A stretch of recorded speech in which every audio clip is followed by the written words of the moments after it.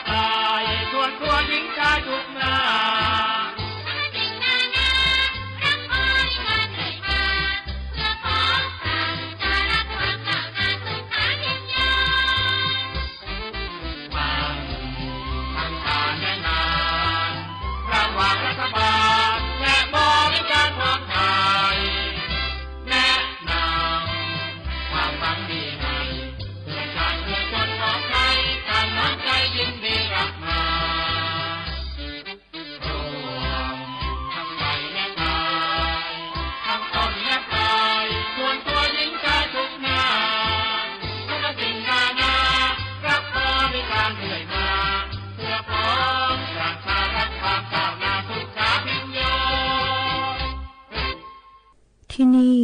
สถานีวิทยุกระจายเสียงแห่งประเทศไทยจังหวัดเชียงใหม่คลื่น AM 1,476 กิโลเฮิรตซ์ทำการส่งกระจายเสียงจากอาคารเลขที่ 49 ถนนประชาสัมพันธ์ตำบลช้างครานอำเภอเมืองจังหวัดเชียงใหม่ทำการส่งกระจายเสียงตั้งแต่เวลา 5 นาฬิกาไปจนถึง 24 นาฬิกาเป็นประจำทุกวันค่ะและต่อจากนี้ไปขอเชิญคุณผู้ฟังติดตามรับฟังรายการต่างๆที่น่าสนใจของทางสถานีได้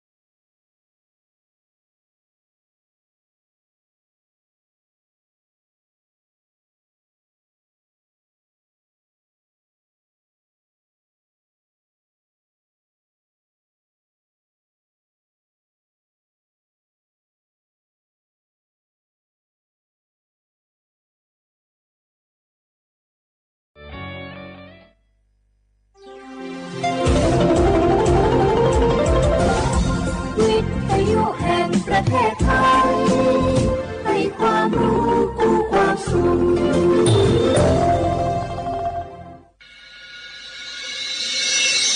สถานีวิทยุกระจายเสียงแห่งประเทศไทยจังหวัดเชียงใหม่ AM 1476 กิโลเฮิรตซ์สถานีวิทยุภาคภาษาชาติพันธุ์แห่งเดียวในประเทศไทยที่มีความทันสมัยเชื่อถือได้สร้างอัตลักษณ์กลุ่มชาติพันธุ์สู่สากล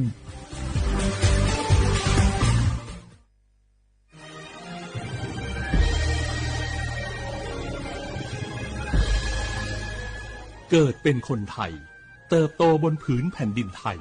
จงภูมิใจในความเป็นไทยชาติไทยเรานั้นนับเป็นชาติที่มีความเป็นมาเก่าแก่ยาวนานเรามีภาษาวัฒนธรรมและมีสิ่งต่างๆที่เป็นเอกลักษณ์ให้เราได้ภาคภูมิใจในความเป็นคนไทยเราควรเห็นคุณค่าและมีความรักชาติหวงแหนแผ่นดินอันเป็นมรดกของบรรพชน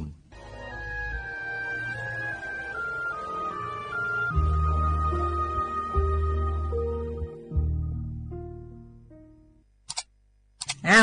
วแชร์เข้าไปบ้าอะไรกันเจ้ากับผมก็ดูอยู่นี่นะเจ้นี่มันก็เป็นโลโก้ของหน่วยงานราชการนะนี่เข้าไปตรวจสอบเป็นยังว่ามาจากหน่วยงานราชแต่ก็ระวังก็เป็นเหยื่อเข้าปลอม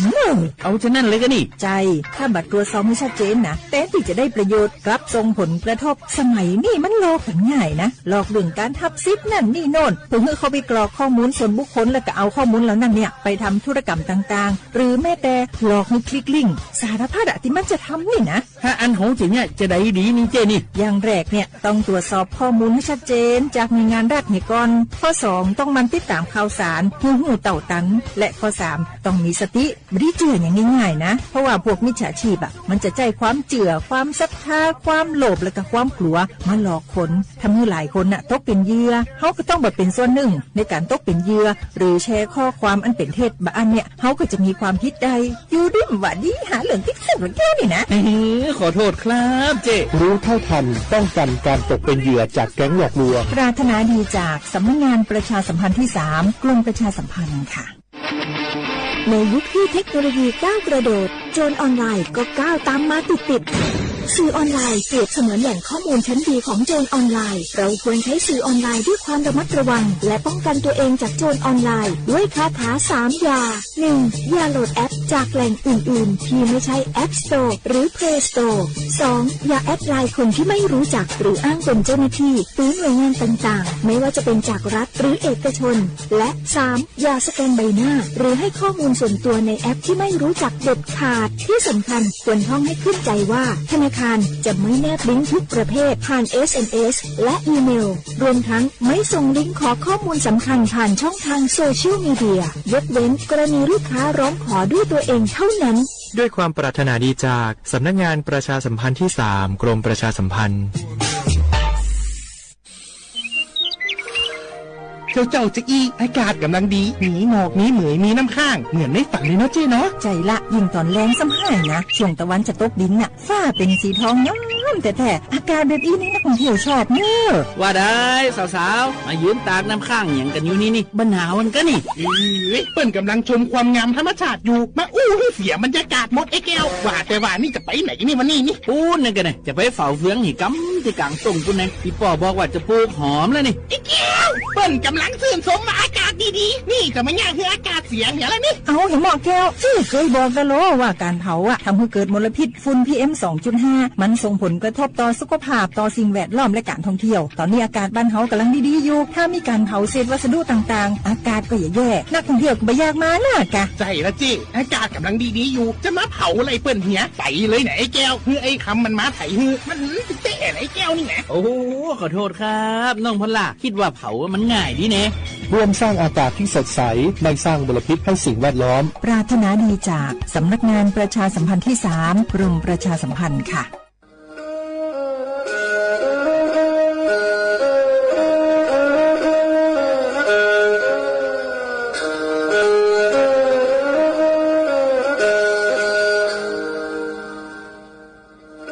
Đào núa, số tông chua sang xua, hữu tế chờ thai, đào lúc sáng tranh mày. Lúc sư hỏi hà lưu mông, inu bế hà ó ra. Yang sơn dấu, bế hà thảo sư hỏi, giữ tính, phù trao tính. ยังจองดูไปหาเถ่าชื่อเหอเก่าย่างเต็งสู่เก่าหยี่เต็งช่างต่างดาวช่าง AM เกอีเชงเปล่าปัวยังเจ้าเจ้ากิโลเฮิรตซ์ดาวหนัวมงย่อไปลูมงสวดเหล่าชอกังนองเตา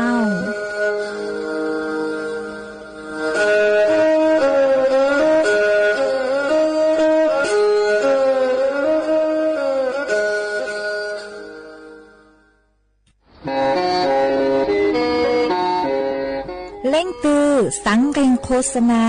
จวนเต่าสุต้องจัวสังชัวหูเต้เฉียวไทยเต่าลู่เสียงเจ้งใหม่คือยอกขอเชยมัวเก๋เป้าจูเก๋ฉีฟางนอนรอเต่าชงเหงสัญญาณมึงเต่าเกล้ท่องเปล่าหูลู่เสียงเจ้งใหม่ยอเล่งตือสังเกงนัวหล่อนงตัวเต่าจวนเต่า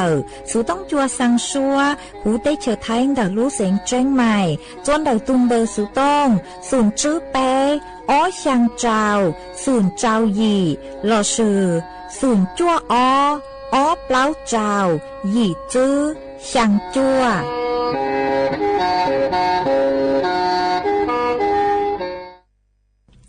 nhỏ rồng ý trọng nạ dự cứ tin ninh chẳng suốt lao đợi núa cú bao nhà sỉnh hàng rồng xa trọ cán chân đủ số tông chua halu mông đợi lúc sỉnh tranh mày tuân dư ý trọng nạ dự cứ tin ninh chẳng suốt lao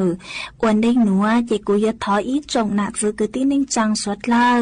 cứ mình gang lưu sai ha gang lưu nông nhớ cho hố page Facebook mà thó của mình bánกดไลค์กดแชร์ý lên ýแชร์ปุ๊cho page สวท AMอีเชงเปล่าปัวยังเจ้าเจ้ากิโลเฮิรตซ์มากูอวดช่างดาวจัวไม่สวดเลยคือไม่ปังเชิงกลางสู่ต้นจัวฮัลโลมงเดลูกเสียงเจ้งใหม่อ๋อเอกูกูหวังฮัจยาชาฮาตาไม่สวดเลยอยู่ลุนรูกูย่ออวพงยืดเถาปีมงจูจัวเถาเศร้ามากูยัวช่างเต่าจัวอีจงหนักจือคือติ้งนิ่งจังสวดเลยเต่าเป้าฮาตานัวเจกูจัวกะลุชัวจัวสวดเลยเต่าหนอเสืออ๋อเอยฮาตาเล่งตือคือมั่วสูเจ๋งเจ้งนัวหล่อเม่งดาวสูต้งมงซึ่งช้าไม่วิยอฮาตายอกูจื้อยอจวนดาวสูต้งจัวเลยเตยัวจื้อมั่วเล่งตือลูใจไม่เลยสูต้งเจกูกูช่างเต่าเลยหนัวจัวอีจงหนักจือคือติ้งนิ่งจังสวดเลยเต่าเป้าเอจวนจื้อหนัวเจเป้มงกงกี้หล่อใจอ้วกี้นี่ไอ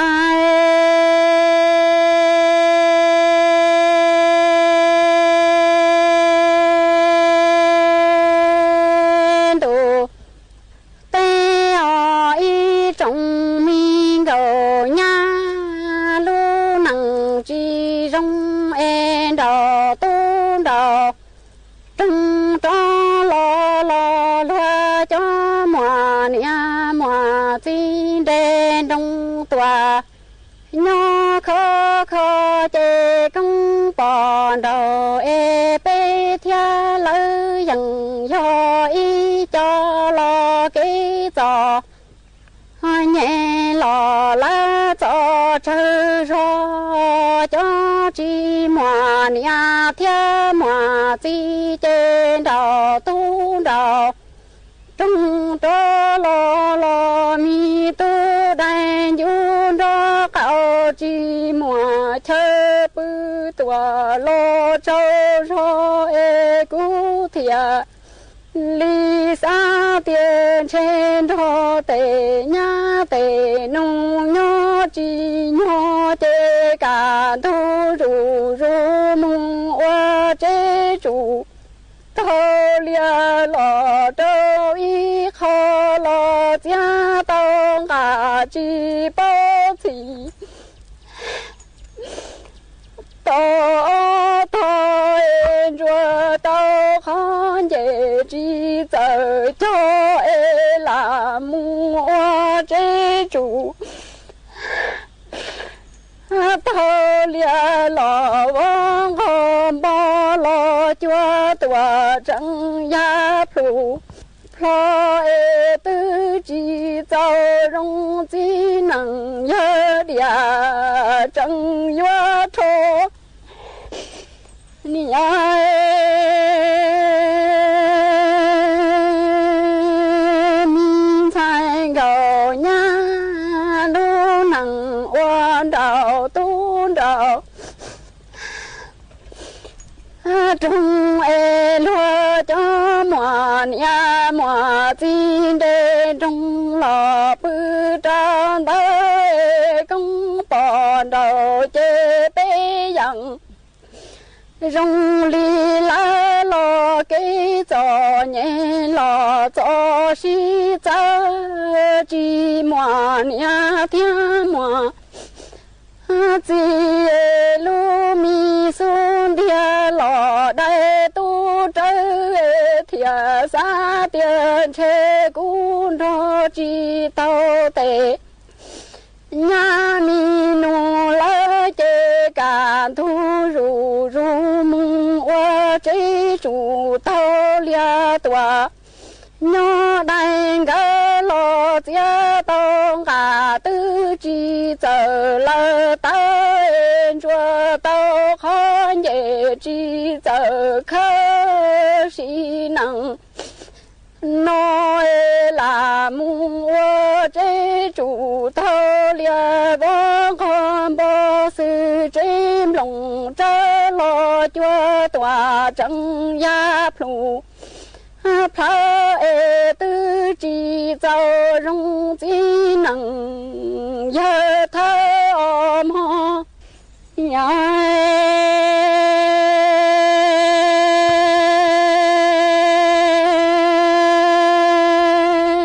tu xia trà lời lý tia y trong đầu nhà ni đầu tu đầu trung lo đây nặng lo đây cha e là lo hoa chế chủ thâu lia lo nhớ cháu lúa e hoa plà tê tia lù lia trơn đầu tỏi chi lu lo chế lúa li chi đùa chi lu mi lúa là chi đời mua cho yêu tu nọ lon chế nhà tu quả chế cho nhà tu nọ kia lo yêu tu chơi cho mua lù chế cái sao dần nông màu xin trời lo chia mua yêu tu chia rõ tu sao bao em mua nhà tu lo qua tu sao trời cái lử xe lử rư chế mua trùn thi tòa đại cái tay chúa tệ nhà mi nu lu nặng chi cho tay yu tệ nhà tu chúa thiệt đại tao tê chơi thiệt hậu tao sư đời nhà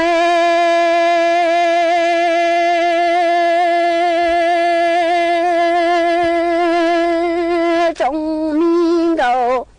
nhà cũ hay trâu nè mò lu nặng lo quên gầu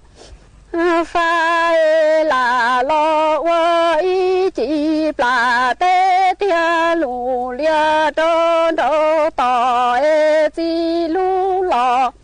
chế lúa li chi đời chi lu mi lúa lỡ chi đùa mua cho nhà tu nọ kia lo yu tu chơi chế cho yu tu nọ lo chế nhà tu quả do mua lù chế cái sao yang rong mu xí lúa lo chế mua nhà tu chia rõ qua tu rong yu tu qua tu xóa cái mua đủ đi lo tí cái nhỏ cái lử xia lử trừ chế mua chủ thiên tờ tờ xa tiệt cho mùa chúa cú tề nhà tề nu lu nặng chỉ bùa chùa ê lá mùa y bùa nọ y bùa hậu lo lá thiệt trăng xa hu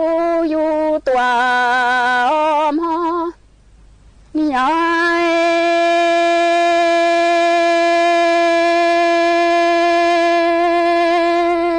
bê trong cầu nhá do này lăng từ nó chỉ tao trăng lo tin trẻ qua rong mong cú hà trăng gió bia này lu nằng chỉ rong lo mong mua tề tu tề thay qua này khó chờ tòa lo khi xia em bỏ ban gì lo tí cái nhỏ chỉ cho kia cú hai trâu nè tia lu nằng qua đầu tu đầu trong đó lo chê lu chữ gì mà lo do nia bỏ nia e lu rô tua giờ tao điên điên e lu chu chỉ giờ cho lu va chỉ giờ phía mù thọ tề nu đau lo cha tề nhà chỉ trong xia nơi mò nhà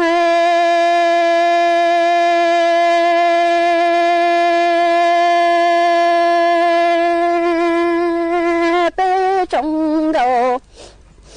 nhà do nè lăng tư nó chỉ tao trăng lo tin trẻ qua rong mong cú hà trăng gió bia tòa lo có ta e lu nằng chỉ rong lo mù mơ tề tu tề sai qua nè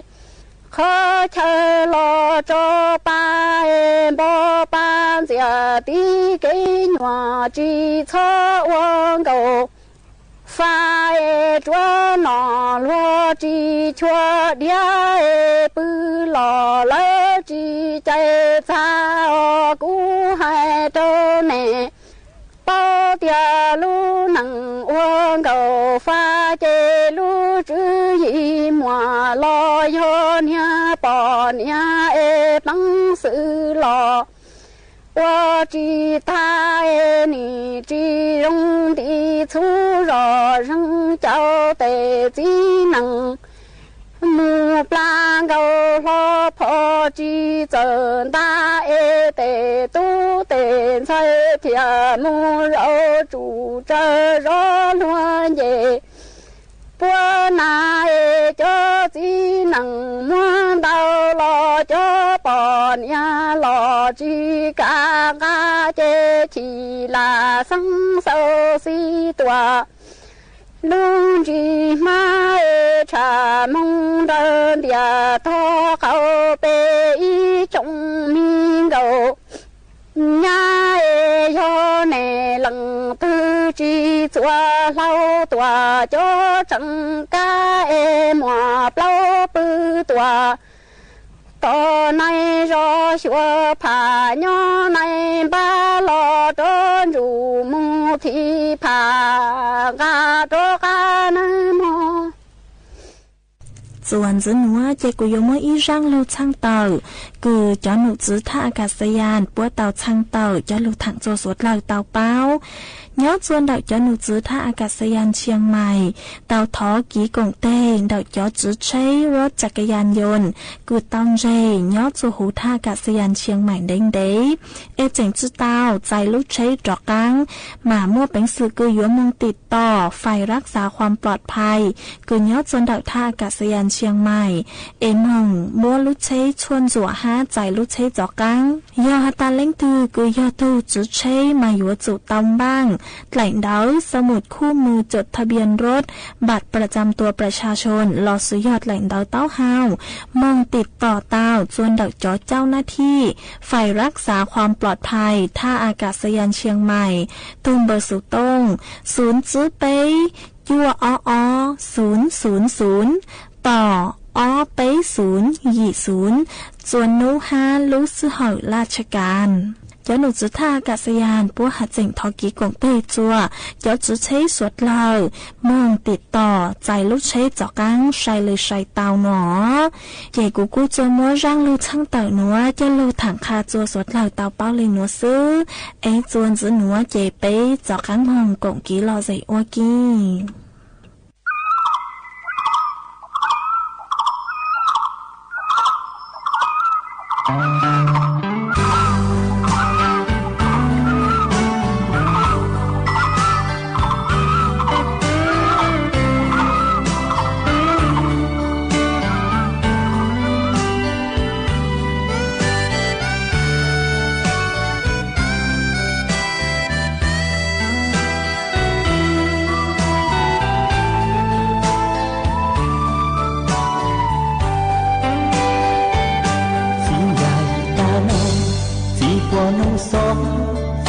chân đò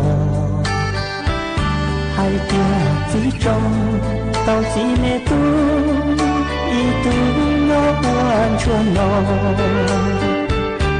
chỉ dài ta chơi chỉ gió chỉ xa gió hai tia cú gió chỉ tu mẹ tu thấu chỉ có trò chơi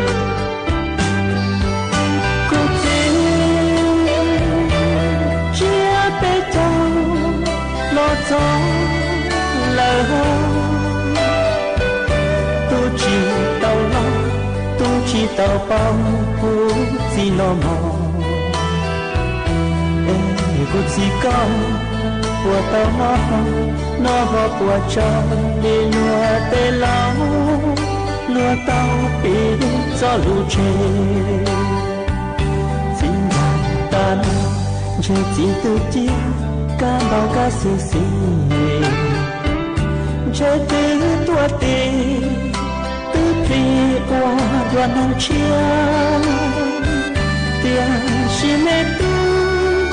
chẳng nhỏ quan chua lưng chia chẳng nghe yêu tao gió kể có quăng hoa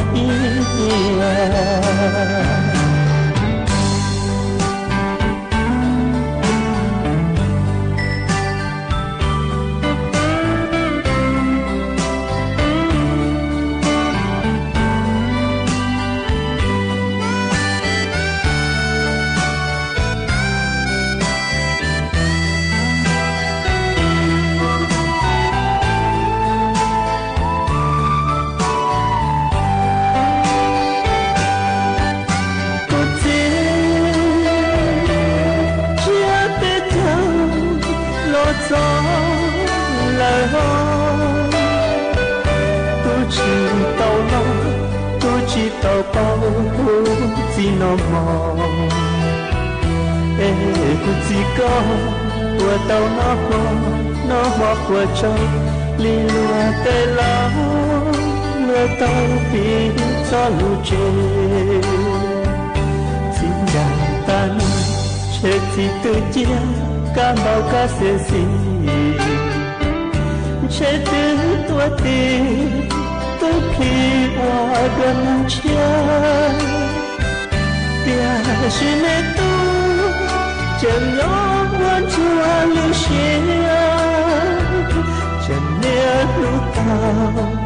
gió kể ngò qua mưa yên xin chào ta nói chết chỉ chín gió chỉ xa gió hai tia cúi gió chỉ tôi mẹ tu thấu chỉ tôi trò chơi cô chỉ luôn nắng chua nơi gió là lư tia gió mua tua gió lọ quanh chua li nó là lư tia gió mua tua gió tia tê gió lùng mua quanh chua là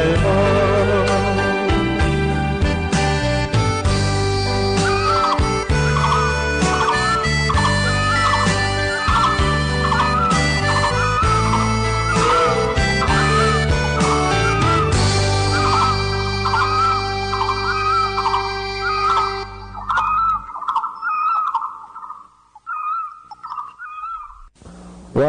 家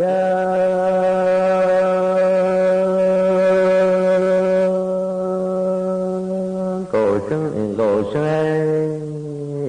nhỏ ni cha còn đủ có dung ổ chia có công về thế có dung cầu sinh tí là lúa lý tí xì long cầu sinh ni cha còn đủ có dung ổ chia có bia về thế có dung cầu sinh tí là lúa lý tí xin gieo cầu sinh nhỏ wa cha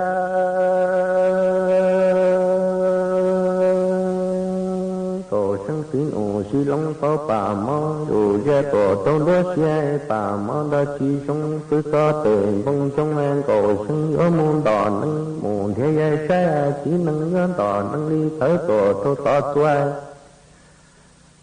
tí nâng tiền cầu sinh còn đó có tu tỏ khấn có tu nâng lia dỗ nó phú tí nâng mù khó gió chiên khoa cầu sinh dò wa cha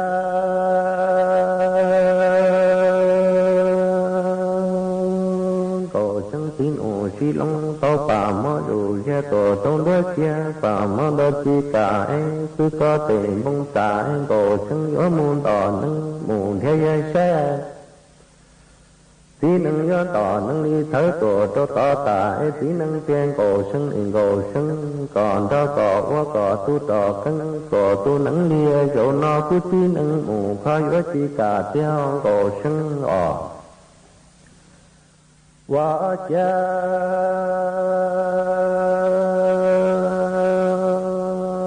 cầu sinh sát cả gì lo tu tu cầu sinh xe cầu sinh gió đỏ nó đi quá lo cho tệ gia ca ni si bỏ ta cha ya nu đá cả chi gió lo bỏ tao tu mi nông ư chuẩn cho tư ni gia cả cho chơi ni go cho luôn gì tí xe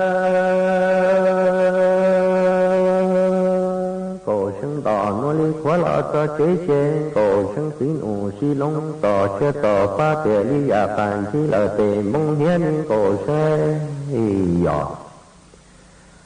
ni chân cầu sinh xá cả gì lo tu tu cầu sinh xe cầu sinh ớn đỏ nó đi quá lo cho tề gia cha ni si bỏ ta trái nu đá cả chi ai ó lo bỏ tao tu mi nông ư chuẩn do tư ni gia cả pha chơi đi go cho luôn chi tàu dẫu nó cổ sinh đỏ nó đi quá lo cho chế cổ sinh tín ủ si long tờ chế tờ pha thể ly à bàn chi là tề nhôm bông dầu theo cổ sinh wa cha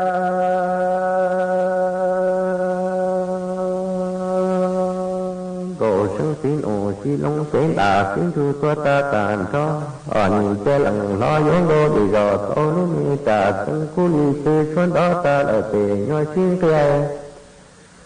lo tí tề kê roi kê nừng kê chan tỏ là tề nhoi xin nghe nhiên cầu xe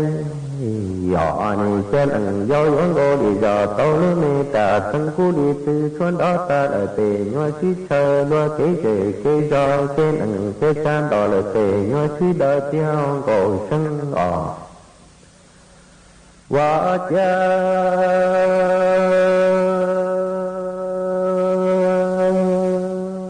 cầu sinh xá cả gì lo tu tu cầu sinh xe lo chế về chế roi chế nặng chế cha ni chế lo tổ so tổ sa là tổ tỏ tả chế ở toàn đau tông cầu sinh tín ủ si long ủ in đơ không à thế dọ ni cha lo tổ sa là tổ tỏ xua lo nhớ còn đau tông cầu sinh tín ủ si long ủ in đơ không thua wa cha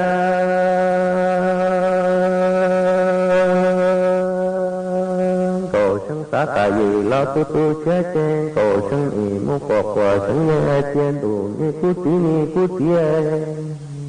dọ ni chế ya cũng cầu sinh na lý chế mù đa chi lý là cú chỉ mua tấn tê nhà xe ta là lù gia la tấn thả dỗ nó cú tín ủ si long thể ly tu tu nên thể mua đà chủ chẳng tôn từ xế cả nhung tổ tu nâng cả theo cú tí wa cha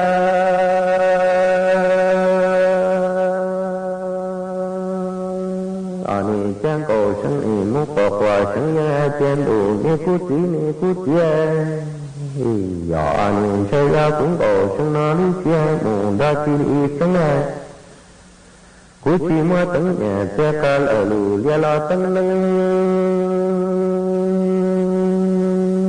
chỗ nó cú tí ủ xí lông trẻ đi tư minh trẻ mua đã từ trắng thơm từ xí cả nhân tòa tu nâng sân nó cú tí nhỏ quá cha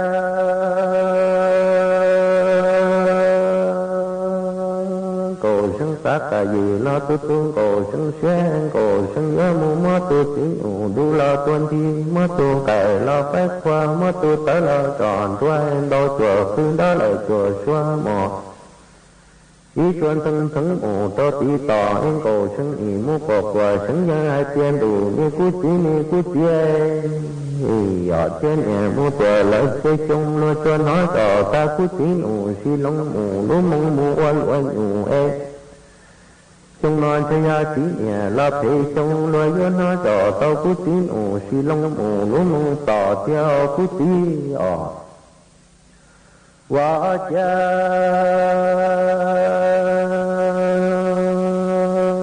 cổ sân sát cả gì lo tu tu cổ sân xuyên cổ sân nhớ mu mơ tu tí ủ đu lo tuân thi mơ tu cải lo phép qua mơ tu tới lo tròn tuai đôi chùa phương đó lời chùa xóa mò ý xuân thân tấn mù cho tí xoan cổ sân ý mu cổ quả sân nhớ hai tiền đủ như cú tía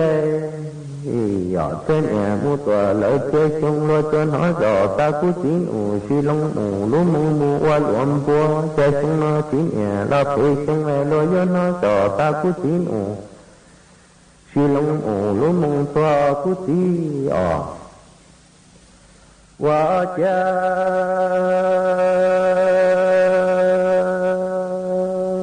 sân sát cả gì lo tu tu cổ sân xuyên cổ sân ở mu quả sân nhân hai chia có tí ủ tử xe tí ủ tử nhá mu là dù dư nhá chi mu chủ gia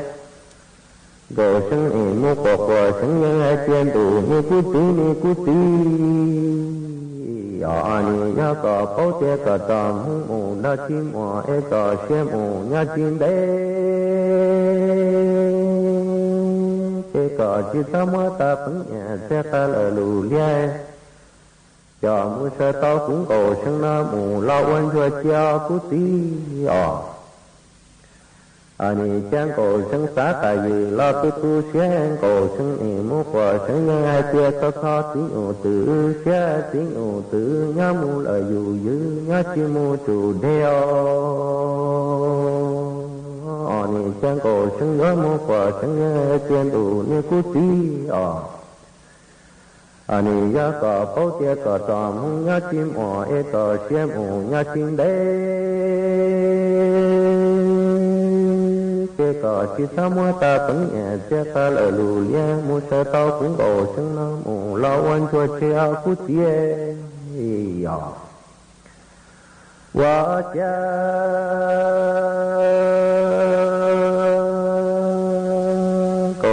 xin ủ xí lông xuống đà tiếng du toa ta tàn thó chê tôn cổ sân lặng xuống thơ chùa sân dây dâu cổ sân gió trò tan cổ sân lặng xuống mua hoa tà không ca lời lù lia chùa tôn đã ha cổ sân ỉ mô quả sân nghe tiền đủ như cú tí như cú tía nhỏ nì chê cỏ xin đà tiếng du toa ta tàn thôi đừng tư nhớ lo qua lúc này chế phòng xóa ta là lù lia tôi có tu tòa nhà đại xa cú tí quá cha cổ sân xin ủ xí lông chế đà tiếng ru toa ta tàn thó chê tôn cổ sân lặng xuống thơ cổ sân dây dâu an cổ sân gỡ trò tan cổ sân lặng xuống thơ mua hoa tà con ca ở lù lia của cha đám bông ni trang cổ sân gió mu cổ sân nhớ chen tù ni cú tía nhỏ ni che cổ tiếng đà tiếng du toa ta càn thôi lần tư ở lò qua lối mê chế phòng xua ca là lù lia đô và lần tuôn thơ cỏ nhon đại tông chế tù lùm ổ cứ co đu lần tư trộm lia lia hót tan co ổ trò mua khu ỏ.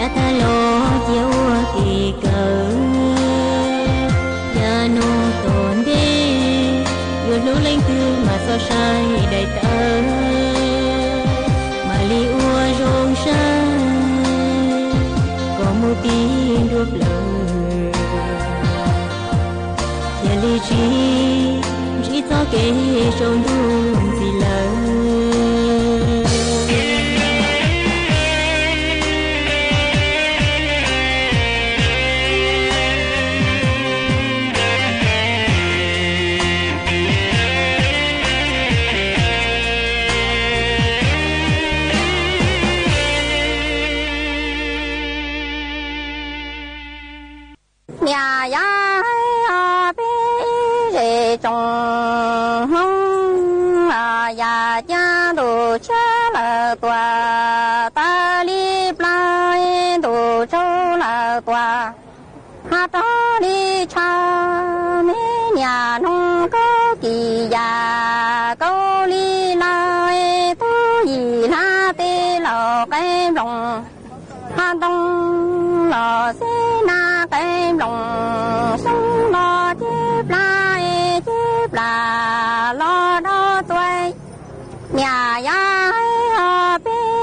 rể trồng nông ya cha ta tê trồng thu nó thao nó đủ chi là tòa lu tê thu e hoa ya là nhà đã chi tư ya ta gò chúa tiếng đâu na chỉ tao lu tỏ mô là tòa tu liên cao lu tê là tòa tu liên nhá chỉ tao tu gì na là tòa hạt khí sông lâu chỉ tao gò ra chỉ là tòa khí sông chia đồ chia là tòa hai hoa ta xa đồ châu là tòa đó li nhá mẹ nhà nông có kỳ già xí li nhá tu gì ha tê lò cái lòng đông lò xí na cái lòng sông lò chép là lò đô toa là ha toa hoa đô lo là tê nhà xí nhà xí nằng ha nó tu yêu ba hoa lo nhớ tu bà tu đá mò nhủ nhung ta li đi bà tăng bà hoa thơ ra ta là tê ha nhà xí ya ni bê rê trồng nông ya cha ta tê trồng thu nó thâu lu đủ chi lờ tòa ha lu tê thu e hoa ya lờ nhà đã chi tư ya ta nhà gò chúa tiếng đâu na chỉ tao lu tỏ mô là tòa tu li nhá lu bê là tòa tu li câu chỉ tao tu gì la là tòa hạt khí sông cha chỉ tao gò ra chỉ là tòa khí sông lâu đủ cha là tòa ha ta li plai đủ châu là tòa đó li cha mẹ nhà nông có kỳ già xí li lai tu gì la tê lò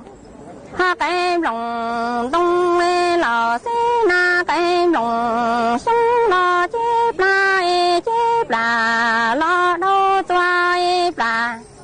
ha toa lò hoa thâu xí nằng nó tu yêu ba hoa lò nhớ tu bà tu đá mò nhủ nhung ta li đi bà ha tăng bà hoa ta ra ta là tề nhà sĩ po nhà ya bé rể trồng nông ya cha mua cha lời nọ đó ta thôi tôi ha tê lò na trong choi lò xí na là tòa na trong chai chi hắn là tòa cho đã bông chi tao làng ya làng chi hoa mua tu gì sông pha là tòa lo sông ya cha mua cha lời nọ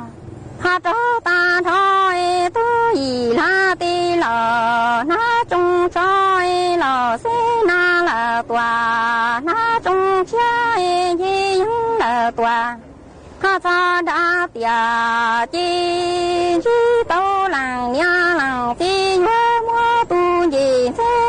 sông pha là trò la thâu nhà chi la làng nha làng chi lu bò bư y bò là thùng chi tao đoá xa lo làng nha làng ha chi hoa mua tu gì tiền nhà sĩ nhà hoa vào ly dân là tòa hà mô ta tỏ chi mua chia lời nọ cho ta thọ chi hoa con gò mong chia tê cụ hà khoa ta ly tê bự nhung có cụ cây hoa chạy bỏ ni bê dễ trồng mong à già cha mua chia lời nọ hà cho ta thôi mua nàng nhà nàng tí lú bỏ bự y bỏ lỡ chồng khi tao đua lỡ nó lằng nhà lằng hà chi hoa mua tu nhìn thế nhìn xong câu ta là tiền nhà sĩ rơi hoa vào ly dân là tòa mô ta đời chi hoa chia lời nọ cho ta thôi hoa con gò mong sẽ tê khủ qua ta đi tê bự hà nhung có cụ cây hoa dây cờ ni bê dì trồng mong à già cha mua chia lời nọ cho ta thôi tao sẽ rủ cho mô qua lũ chế là trồng câu hoa trồng câu ta liệp lòng câu mô là tòa hà đại thọ đà chi nhớ sẽ hòa nhà là tòa y nô tư bê rề trong mi cứ tì hà mong đỏ tơ xoa những tòa chi xa là tòa la lo chi đỏ tơ xoa những tòa xa là tì hà nhà sẽ tòa sẽ bê bà tô nọ tư lo tòa thả ni bê dễ trồng mong à già cha mua cha lời nọ hà cho ta thôi tôi sẽ rủ cho mô qua chế là tòa sư xoa chế chơi là tòa sư xoa chơi nhớ sẽ hòa nhà là tòa y hô tư bê rề trong cứ tì mong đỏ tư xoa những tòa chi xa là tòa hà la lo chi đỏ tư xoa những tòa xa là tì nhà sĩ tòa sĩ bê bò tu nọ phà hà lo xoa tư chi rung lô là sông sơ si là tòa luôn chi xoa mua chia lời nọ cho ta thôi là nhận ta nó bê mà sĩ choa đoa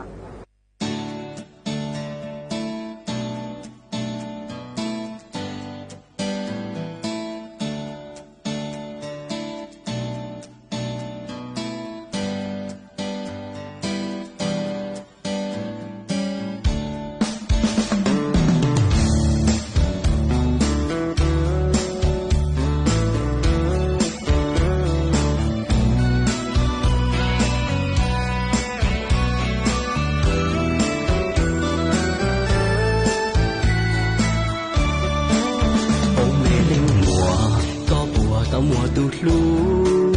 trái hơn gì lu gì nhẹ trong bầu ly co dòng cao mũi kho lòi giòn thành cao mũi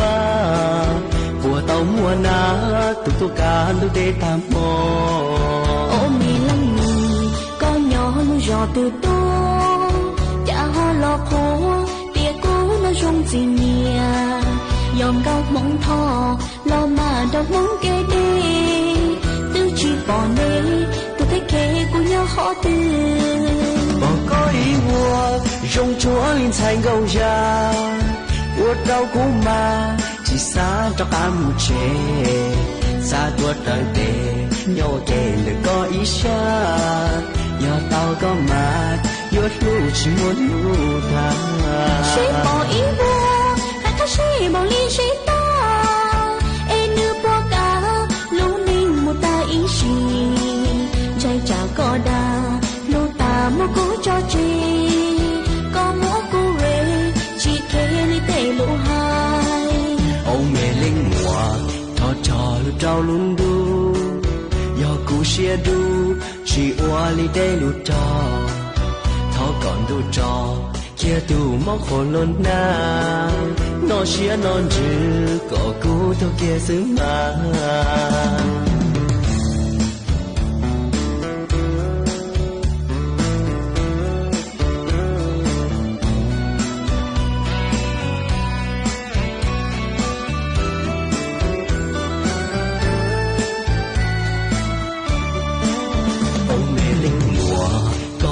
tao mùa tụt lú trái hơn gì lú gì nhẹ tâm bầu ly co dòng gấu mũ thò lòi giòn thành gấu mũ hoa mùa tao mùa ná tụt tô can tụt tê tam mò ôm mi lăng mi con nhỏ lu giò từ tô cha ho lo khô tia cú nó rung gì nhẹ dòng gấu mũ thò lo mà đâu mũ kê tê chỉ bỏ nê tôi thấy kẻ của nhau họ tư bỏ có ý mùa rong chúa linh thành gầu già buốt đau cũ mà chỉ xa trong ám chê xa tuột đời bề nhỏ kề đừng có ý xa giờ tao có mà yuốt lưu chỉ muốn lưu ta sẽ bỏ ý mùa hay có sẽ bỏ ly sẽ ta em như bỏ cả trái trả có đà lô ta mua cố cho chi có mua cố rê chỉ kê lý tê lũ hai ông mẹ linh hòa cho lũ trao luôn đu do cú xia đu chỉ qua lý tê lũ trao tháo còn đu trao chia tu móc khổ lôn na nó xia non chữ có cú theo kia xứ mà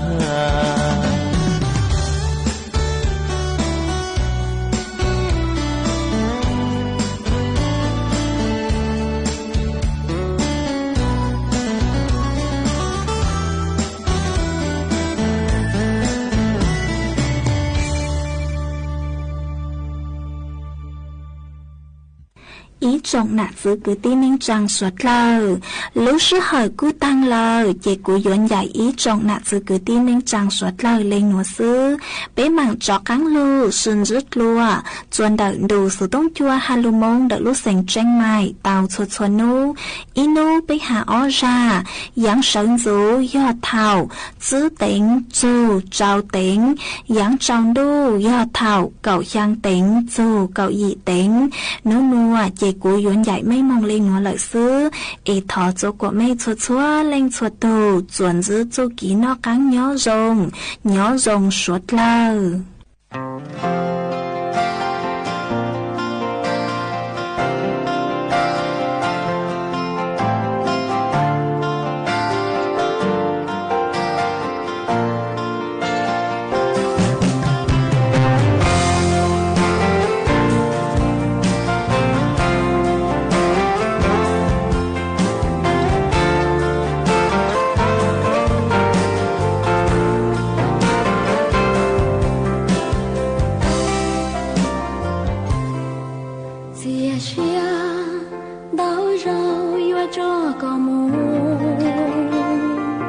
subscribe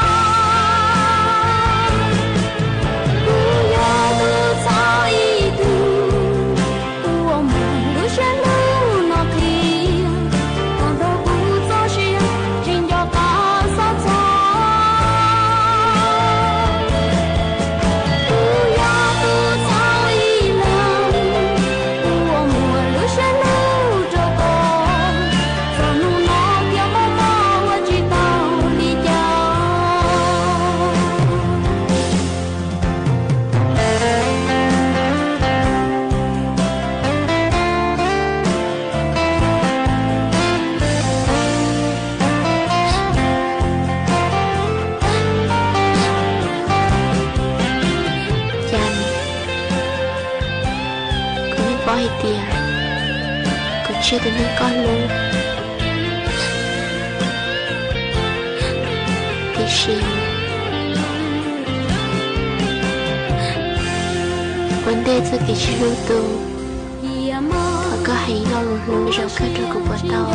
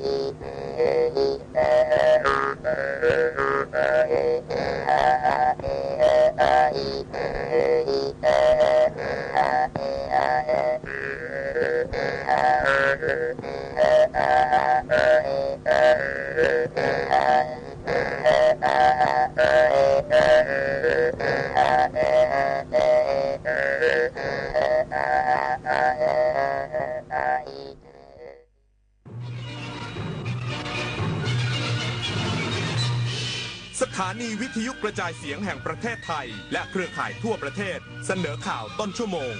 รู้เร็วรู้จริงเกาะติดทุกสถานการณ์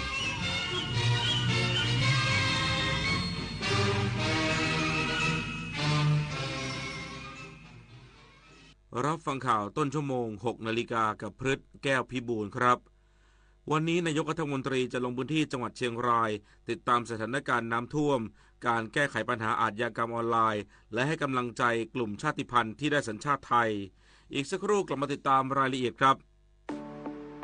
เยาวชนคือพลังสำคัญในการขับเคลื่อนอาเซียนไปข้างหน้าประเทศไทยพร้อมสนับสนุนเครือข่ายเยาวชนอาเซียนให้แข็งแรงเป็นมิตรและรวมพลัง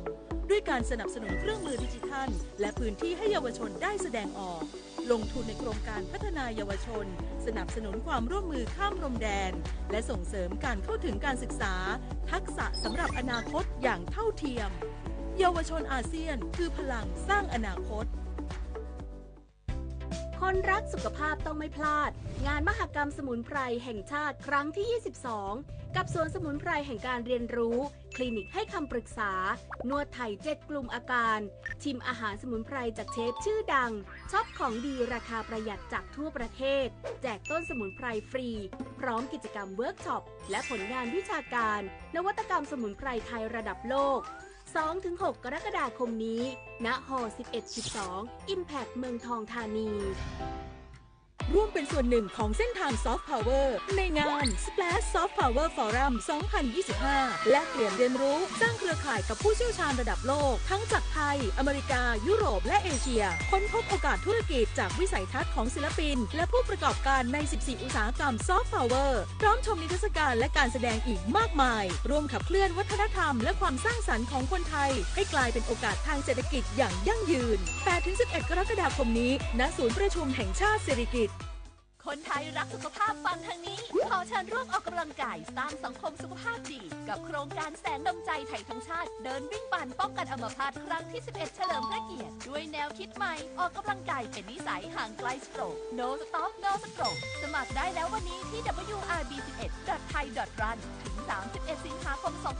2568 มาร่วมกันทำให้การออกกำลังกายเป็นส่วนหนึ่งในชีวิตประจำวันแล้วมาเดินวิ่งปั่นพร้อมกันทั่วประเทศ 2 พฤศจิกายนนี้นายกรัฐมนตรีจะลงพื้นที่จังหวัดเชียงรายวันนี้ติดตามสถานการณ์น้ำท่วมการแก้ไขปัญหาอาชญากรรมออนไลน์และให้กำลังใจกลุ่มชาติพันธุ์ที่ได้สัญชาติไทย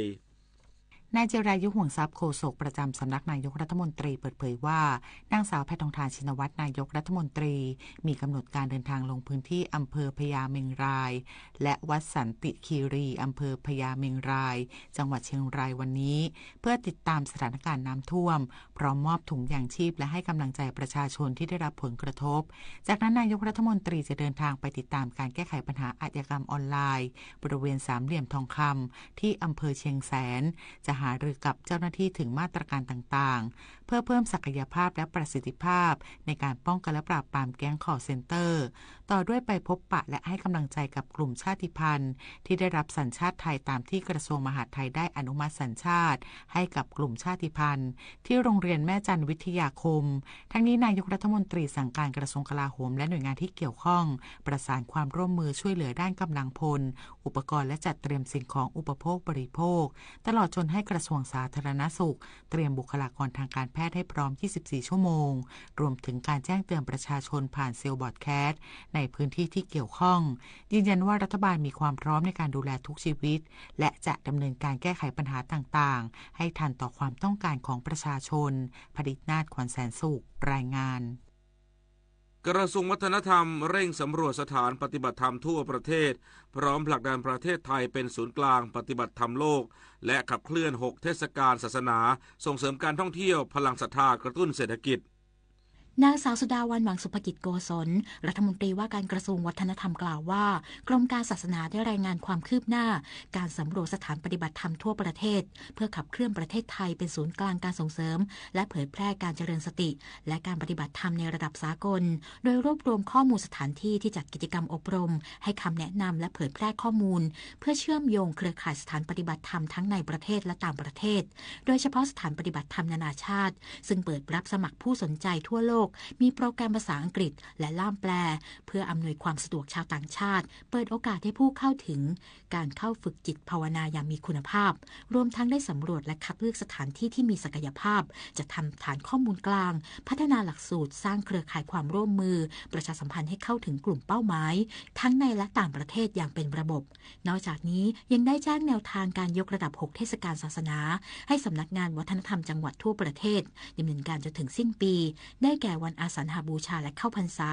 เทศกาลอาซูรอเทศกาลออกพรรษาเทศกาลนวราตรีเทศกาลดีวาลีและเทศกาลคริสต์มาสส่งเสริมการท่องเที่ยวเชิงวัฒนธรรมและผลักดันไทยเป็นศูนย์กลางซอฟต์พาวเวอร์ด้านศิลปวัฒนธรรมและการท่องเที่ยวเชิงศรัทธามายชโยรายงาน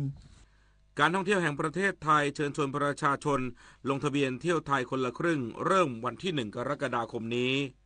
นางสาวถาปณีเกียรติไพบูลย์ผู้ว่าการท่องเที่ยวแห่งประเทศไทยหรือททท.กล่าวว่าททท.เปิดโครงการเที่ยวไทยคนละครึ่งเชิญชวนประชาชนจองใช้สิทธิ์ตั้งแต่วันที่1 กรกฎาคมนี้เวลา 8 นาฬิกาจำนวน 500,000 สิทธิ์จนถึงวันที่ 27 ตุลาคมหรือจนกว่าสิทธิ์จะหมดสำหรับใช้บริการที่พักสินค้าและบริการด้านการท่องเที่ยวทั่วประเทศไทย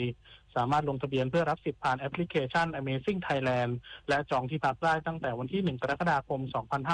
2568 โดยกำหนดให้ผู้รับสิทธิ์จะต้องเป็นบุคคลสัญชาติไทยที่มีอายุครบ 18 ปีบริบูรณ์ขึ้นไปณวันที่ลงทะเบียนมีบัตรประจำตัวประชาชนและลงทะเบียนผ่านแอปพลิเคชันไทยดีเพื่อยืนยันตัวตนสิทธิค่าที่พักจำนวนสูงสุด50ต่อ1คนโดยผู้ที่ลงทะเบียนและทำการจองที่พักรวมถึงชำระเงินก่อนจะได้รับสิทธิ์ก่อนโดยสามารถเริ่มใช้สิทธิ์ได้ตั้งแต่วันที่4 กรกฎาคมถึง31 ตุลาคม 2568 สอบถามข้อมูลเพิ่มเติมได้ที่ call center โทร 02-483-0963 ทุกวันตั้งแต่เวลา 8 นาฬิกาถึง 20 นาฬิกาปฏิพล สัทธพรหมารายงานจบข่าวพฤษแก้วพิบูลย์อ่านรับฟังข่าวครั้งต่อไปเวลา 7 นาฬิกา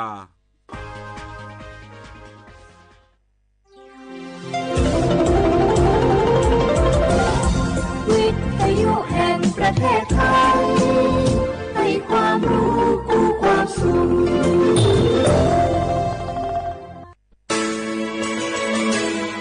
สถานีวิทยุกระจายเสียงแห่งประเทศไทยจังหวัดเชียงใหม่ AM 1476 กิโลเฮิรตซ์สถานีวิทยุภาคภาษาชาติพันธุ์แห่งเดียวในประเทศไทยที่มีความทันสมัยเชื่อถือได้สร้างอัตลักษณ์กลุ่มชาติพันธุ์สู่สากล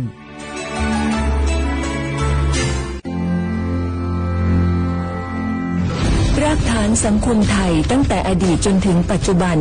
เคารพเทิดทูนสถาบันพระมหากษัตริย์เป็นศูนย์รวมจิตใจที่เหนียวแน่นของคนไทย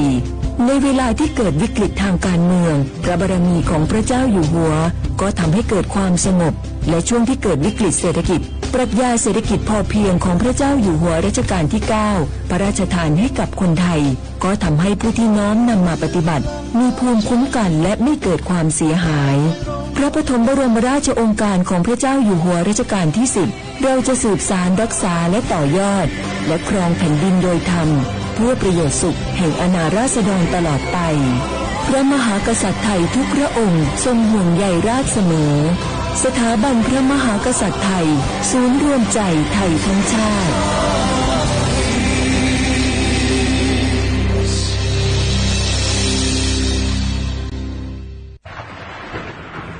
ฝนตกหนักน้ำท่วมภัยธรรมชาติที่เราหลีกเลี่ยงไม่ได้แต่เราสามารถเตรียมตัวให้พร้อมเพื่อความปลอดภัยของทุกคนในครอบครัวได้ก่อนน้ำมาเตรียมตัวให้พร้อมเก็บของสำคัญขึ้นที่สูงเช่นเอกสารสำคัญเงินสดและสิ่งของจำเป็นอื่นๆและถ้าหากบ้านอยู่ในพื้นที่เสี่ยงให้ติดตามข่าวสารจากทางราชการอย่างใกล้ชิดเตรียมไฟฉายแบตเตอรี่สำรองวิทยุสื่อสารและยาสามัญประจำบ้านไว้ให้พร้อมและอย่าลืมตรวจสอบเส้นทางอพยพที่ใกล้ที่สุดด้วยขณะเกิดน้ำท่วมอย่าเดินฝ่าน้ำที่ไหลแรงหลีกเลี่ยงการสัมผัสกระแสไฟฟ้า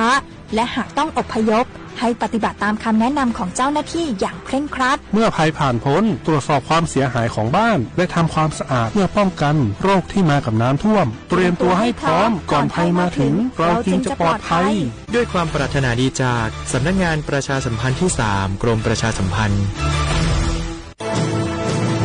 ไซเบอร์บูลลี่อิงหรือการรังแกผ่านโลกออนไลน์ภัยออนไลน์ที่อาจทำให้ผู้ที่ถูกรังแกเสียสุขภาพจิตจนอาจยกระดับเป็นโรคซึมเศร้าและถึงขั้นอาจทำร้ายตัวเองได้ไซเบอร์บูลลี่อิงการกลั่นแกล้งที่จะทำให้อับอายด้วยการโพสต์ด่าทอใส่ความกุข่าวที่ไม่จริงเพื่อสร้างกระแสให้ผู้ถูกกระทำอับอายหรือกลายเป็นตัวตลกแชร์ด้วยการโพสต์คลิปประจานหรือคลิปที่เหยื่อถูกรุมทำร้ายรุมแกล้งเผยแพร่ความลับผู้อื่นนำความลับหรือภาพลับผู้อื่นมาเปิดเผยผ่านออนไลน์หลอกลวงคุกคามข่มขู่ให้ผู้อื่นหลงเชื่อเพื่อหวังทำไม่ดีไม่ร้ายหรือหลอกลวงด้วยวิธีการต่างๆสร้างกลุ่มในโลกออนไลน์เพื่อโจมตีกีดกันตั้งเพจแอนตี้โจมตีคนที่ตัวเองไม่ชอบเพื่อการโน้มน้าวให้คนอื่นรู้สึกรังเกียจคนที่ไม่ชอบไม่ให้เข้ากลุ่มอย่าปล่อยให้ตัวเองเป็นผู้กระทำหรือผู้ถูกกระทำเพราะการกลั่นแกล้งรังแกบนโลกออนไลน์ไม่ใช่เรื่องล้อเล่นอาจสร้างผลกระทบที่ร้ายแรงกว่าที่คุณคิดด้วยความปรารถนาดีจากสำนักงานประชาสัมพันธ์ที่ 3 กรมประชาสัมพันธ์โอกาสก้าวสู่เส้นทางศิลปินกลับมาอีกครั้งพร้อมปรากฏการณ์ครั้งใหม่ที่รวมการประกวดร้องเพลงไทยอมตะร่วมสมัยทั้งเพลงลูกทุ่งและลูกกรุงไว้ในเวทีเดียวกันกับโครงการเยาวชนสืบสานเพลงรักไทยโดยสำนักงานทรัพย์สินพระมหากษัตริย์ซีซั่น 2 เปิดรับสมัครตั้งแต่วันนี้ถึง 15 มิถุนายน 2568 ชิงถ้วยพระราชทานและรางวัลกว่า100,000 บาทติดตามข้อมูลเพิ่มเติมได้ทาง Facebook เยาวชนสืบสานรักเพลงไทย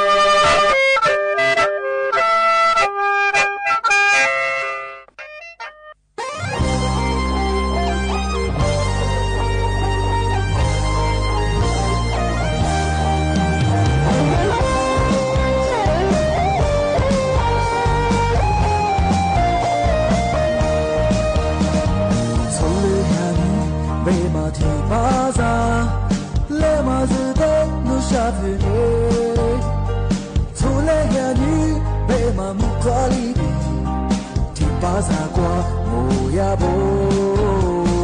你那呀你抓是谁去嘞？来嘛日的啊都他飘掉，出来呀你只管谁住我你，啊是呀你如一把啦，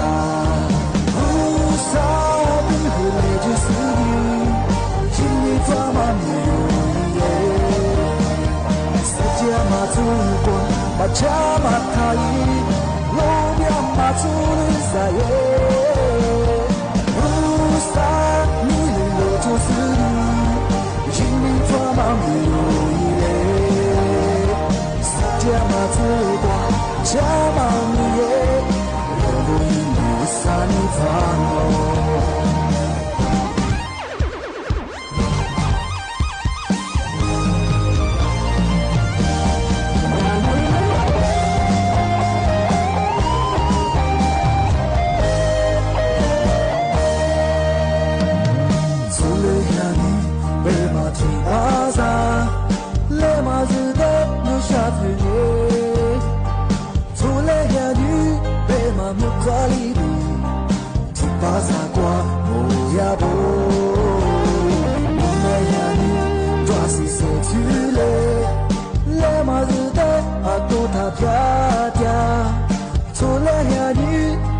谁住我你，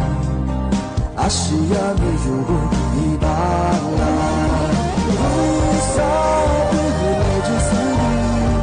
心里装满你如泪，世界马祖国，马家马塔伊，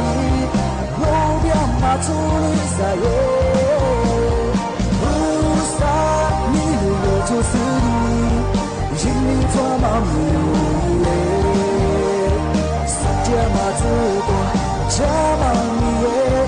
我因为萨尼发乌萨比和那句是你，心里发马你耶，世界马祖国，马家马塔伊，路边马祖里赛耶，乌萨你我就是你，心里发马你。马祖国，家马你耶，我不因为萨尼发哦，我不过对萨尼发哦。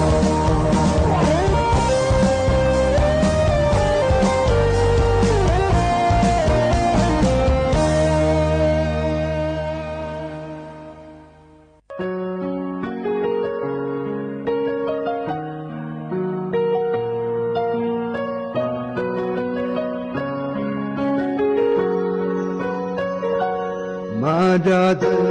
masni amung wasatu jalo samya baku sadabude ujamane kwa choshikunama wahani kwa soru nagalo amung washiyama Jagua, Isabek, Mama so Mada, Adagunekwa, Shuthalinama, Wahanikwa, Solu Nagalo, Maselio, Dagilio, Vive Mapimwa, Yezile, Nagashelo, Sumulianami, Suguli Mada, Itu Sajama Usabeki.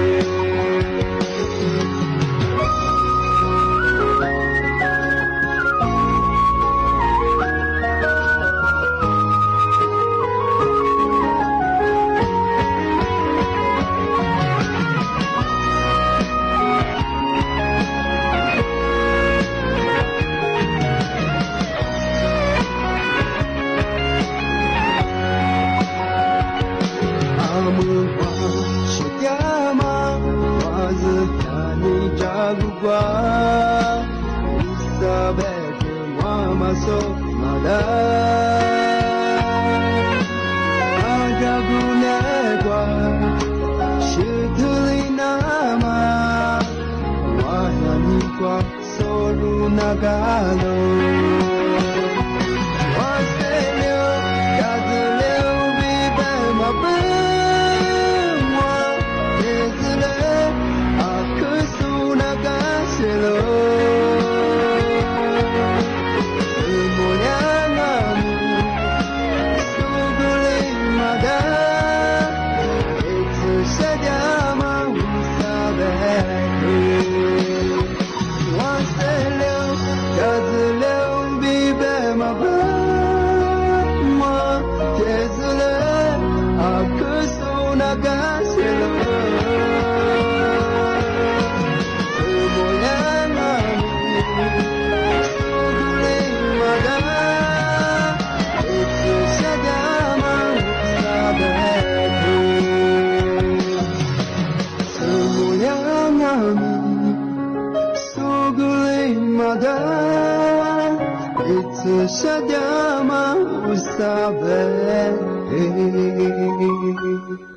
小话不啦，画画，阿么啥，阿我历史我都知道话不啦哦，阿我历史我ปากกาโกโง่มันยาสถานีวิทยุกระจายเสียงแห่งประเทศไทยจังหวัดเชียงใหม่ว่าดางาวิทยุว่าดูจากว่าเฮยยีระบบยา AM ยีความถี่ยาที่ตูลี่ยาชีสืบถูกกว่าดูจากอาทิตย์ทาวระบบไลฟ์สดไง Facebook ยิเพบเฮสวทเชียงใหม่ AM 1476กิโลเฮิรตซ์ที่ได้บ่งยาเฮดูหลังงงาในแนวยาชมมือขวานีจีมือว่าเฮถือขวาด้วยงาอาทิตย์ที่มือเราไม่ยาหนีมือขวานีสามโมที่ยี่มันยี่ขวาด้วยในแนวที่ขวาที่มือเราที่ขวานาที่ยี่ขวานีนายี่เจอที่เดือ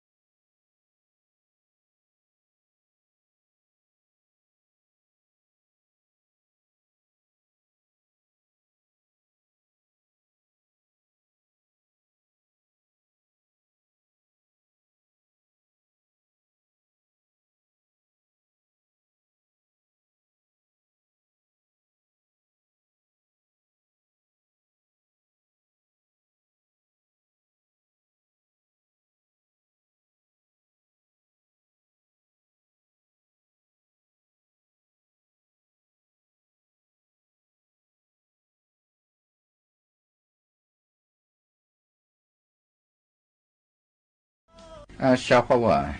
วันนั้นแลเน็ตในมินถึงแกสปุรุปุนเน็ตไอ้ที่มาที่ปีเนี่ยก็ที่มาก็เป็นก็小伙我们是第四班嘛ไงสปุรุปุนเน็ตที่มาอีตัวคือว่าไงเอาวันนั้นลาเพียลาแบบสปุรุปุริอยู่ไงก็มันที่สมัยเน็ตแบบมันเนี่ยมาอยู่มังมาจีมังก็สปุรุปุริมาคืออยู่อย่างกว่ามี自装ไงแต่ว่าไม่เนี่ยว่า这个我票面那个票这个比呀那是你明白个票哎所以也那他妈我们呀所以也远嘛哎所以也远家嘛个说去得嘛哎要没小伙我个是个他们呀哈哎啊我远的我远的我哎个是个他们呀个哈然后所以我拿来花的来你爱的比嘛哎啊个的是就是嘛呀别小伙我他妈也那次那小伙他妈那次呗那次票哎啊我咋都别个咋都票别个票哎他们也的呀我是阿里边呀福建嘛是福建嘛是别嘛呀福建嘛他妈边呀一直我屋里去必须干哎我也是我们呀一窗哎提窗嘛我们也是面对啊啊这这呢特别是边呀一直在那呢个啊，说的福建嘛，他妈是我们家个一片里切片去干哎，一直嘛个他妈呀，我是指本年什么都得晓得哎，一片，一时他妈本年我到了那次也，我片边我们家啊我照片下子个地后个狗子香啊，个那次本嘛你晓别说那次到了月嘛哎，去。是啊，是你下我过的话下课嘛，带我哎，而且嘛这个喜欢的他妈一拉一上啊，是你一直啊我过的喜欢的我哎，嘛还是当我们罗达他妈干多浪啊，是你他妈说我不杀，我那咋他妈可嘛好我也干多你浪啊，干多慢慢那到也关系那边上啊，我那咋是你我喜欢的他妈俩也咋浪啊。喜欢的他妈哈拉都这个没是也照片在密度哎啊说呀福建嘛是的嘛哎福建嘛是的嘛和人白小伙我个咱们啥说福建嘛呀你自装哎叫我呀皮太淡哎皮太淡白嘛呀我说我是意思我嘛没那天哎我科目嘛他妈带来你我参与住的当啊是你呀皮太安白嘛我们呀我迷你嘛哎啊他妈带来你啊也对你啊天你果子什么一个字哎，他妈六方啊，他妈个呀，皮太安皮太好哎，他们啥了，个咋了家客户呀嘛哎，那我哩说我们呀啊可以吃嘛呀个呀皮太淡，我一个字嘛绿猪淡嘛哎，那小伙我和呀福建嘛是皮太淡吧嘛呀，啊嘛可松哎，但是和提子买本我小伙吧，呀那只是不他妈我们呀的呀，各买法哎不哎。สมพอแบบที่เป็นยังไงเอาบริสุทธิ์ยังว่าคือแบบมันก็เห็นมาอามาปียชูมาเป็นยังไงก็คือชาวเขาว่าเป็นงูส่วนไม่ยังเป็นนานาสิ่งไม่ยังเป็นงูนานายังไงตัวมันจะชอบสุบีชูยาสุบีตัวตั้งมัวน่าคือส่วนไงที่มันไม่ยังญี่ปุ่นยังเป็นงูยี่จื้อยี่和地府长ไงยี่จื้อไม่ยังละ我没做吃我没的化妆啊一票个的票，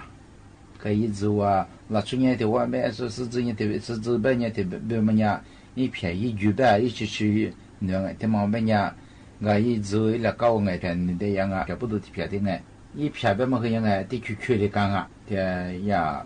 啊个夫妻兄哎，的去的，啊啦，离现做年黑现的没的话，什么哎，什么个啦啊，那你山里头西的话嘛。因为我们呀，把一片给我哎，一片如果一位啊，阿拉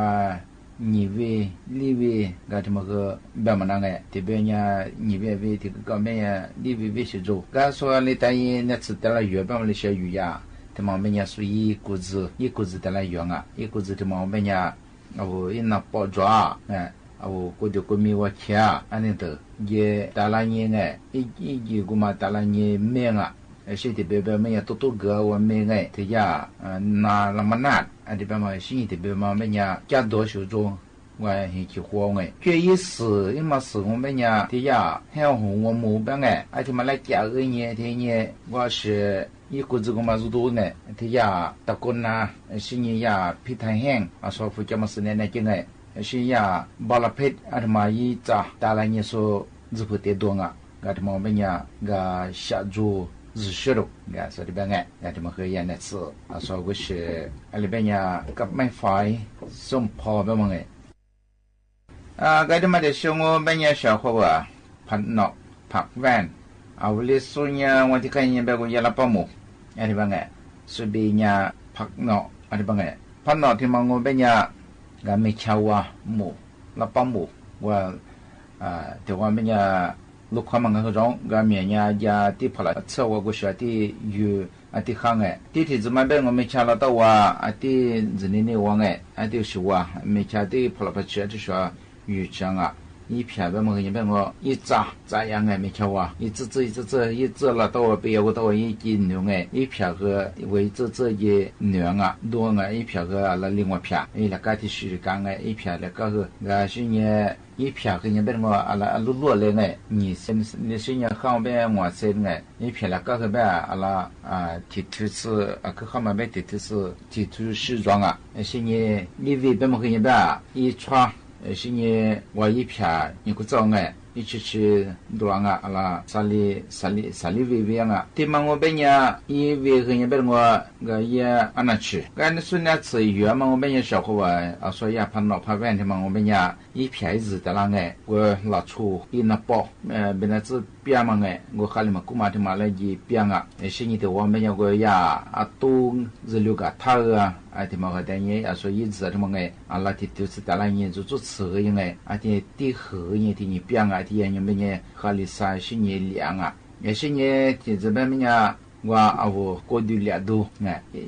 那时候的嘛样哎，也怕闹pan外边嘛样哎，我也特别的了听得啦，一苦多lang是不可能哎，我是的嘛说呀，我去都难的哎，这么个哈凉这么个是你的别嘛么呀，的呀，从那啦漂亮的车呀嘛，的嘛啦和。改我这么个呀，怕闹怕问别么哎，现在别么也么呀，一片，但了你家人哎，多和呢这么个出家和改那些呢，特别别么呀，吃饭了饭哎的呀那户过的穿，那户铺了，那些那户群了。那边呐，过的穿，家个，下午过时间，出家庭哎，也可嘛巴拉嘛，起火，定得个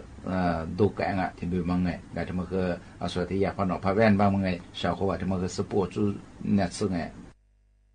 的时候，这么个体质，这么个呀长辈，小伙吧长辈长爸这边么呀，小伙和送哎。别我呢，长辈长爸爸，我这呢我和爷们呀，活嘛嘛是哎，我里说呢，人家台呀，我和地上孩子们哎，我叫某个呢，也干嘛子办哎，俺们嘛是我和一票和爸那的那过的大些什么那的吃着饭哎，的嘛一直和慢慢呀阿拉。吃我们你这么吃装个一片那么个我的去的是呢天子嘛我们呀要干嘛那么个呗说别你吃装个呀张巴烤的一些张巴汤的是张巴巴这说得来有嘛我们呀一位嘛我们呀下多得多等我们呀我是你嘛嘞也小伙哈拉都不弄我在是你我哪吒是你我是就嘛来也下扎就嘛来也脏就嘛来也光就嘛哈拉都就一位一时就嘛我们呀我早个都们呀喜欢的哈拉这个来他的嘛个一些的别我们呀个配了一改是你出家改所以呢支票就一股子我们呀的呀过去说我改了是你那个人过的乐我小我可嘛中就嘛来也小我得浪就嘛这多嘛俺们啥呀张巴团张巴爸爸们呀是指你吃我没做你吃我没变一位别么个人别一片有弄的么个一一股股当哎，是呢一票个的票装啊，票不多的票的把娘啊，一个干人哎，是呢地区去在一票个，俺这么一边一票个呢，小么一边啦，是你每周日子3点每电话北方哎，是你3点每周日子3点每提电话嘛，是呢因为北方个一边俺们抓帮和 TV 马来亚 TV 哎，那么文字一时的这个一想啊，说的嘛。个这么和说的呀，讲巴的么哎，但是和的呀，铁文考讲跑别么呀别，他们和是指阿拉是我每次变哎可么嘛，他们一片的片呀，暖，是呢一片他们和别地区去我来片水当哎，是呢什么和一边拉提瓷装啊，一片嘛，什么和别阿拉来管的打字。他们和俺们啥，因为别么和人一起吃装哎，也后来因为一起吃出差的远啊，是呢为了个不多么哎，一些偏的地路啊，是呢别因为别么和福利卡的嘛。特别我们家我是测么个价，对嘛们一种我们家可想啊，一是家里嘛我们家的路人哎，也是能单的个也那吃，一个子人家过的的，是呢一没和的没装哎，一没什么和装的是能单也那吃，刚说的怎么我们家得了那次药嘛，我们家。里小鱼啊，说和业务啊，有些你们拿了，你们哎，这么来给帮助样啊，那次哎，因为这么的你说和呀，那么那个哎，你吃的了哎，因为什么？你吃下吃的了你，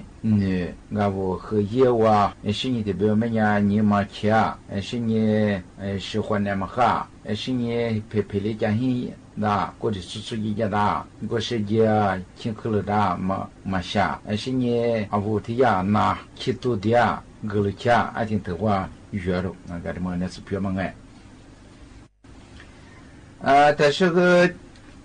那次的嘛，提子嘛，我们家的呀看命，那里边哎，小伙伴看命，别么呀，家学个哎，看命的么呀，儿子看命。看命别么呀，是做夫是装啊，看命考。俺们说呀，看命别么呀。一步我家步续讲哎，没头步续嘞，一直别么个你摸你们总爱听没吃啊，摸哎一步个，个一吃着，没见那块装哎，我家续的啊，什么每年我家续的样哎，什么大拉年一不装啊，什么个一票个的票，一直我哎，票不多的票我家续的娘啊，是呢。一票个呗，是些嘛，别的我拉啥次、里次些的没得我们哎，因为和为这么个样哎，我一直的我，为因为别么个，因为和一般地铺是测的当哎，是呢怕说那次别么样也看明天么样吧，说带了药嘛，我们家有药过别么样我过的过米我切我哎。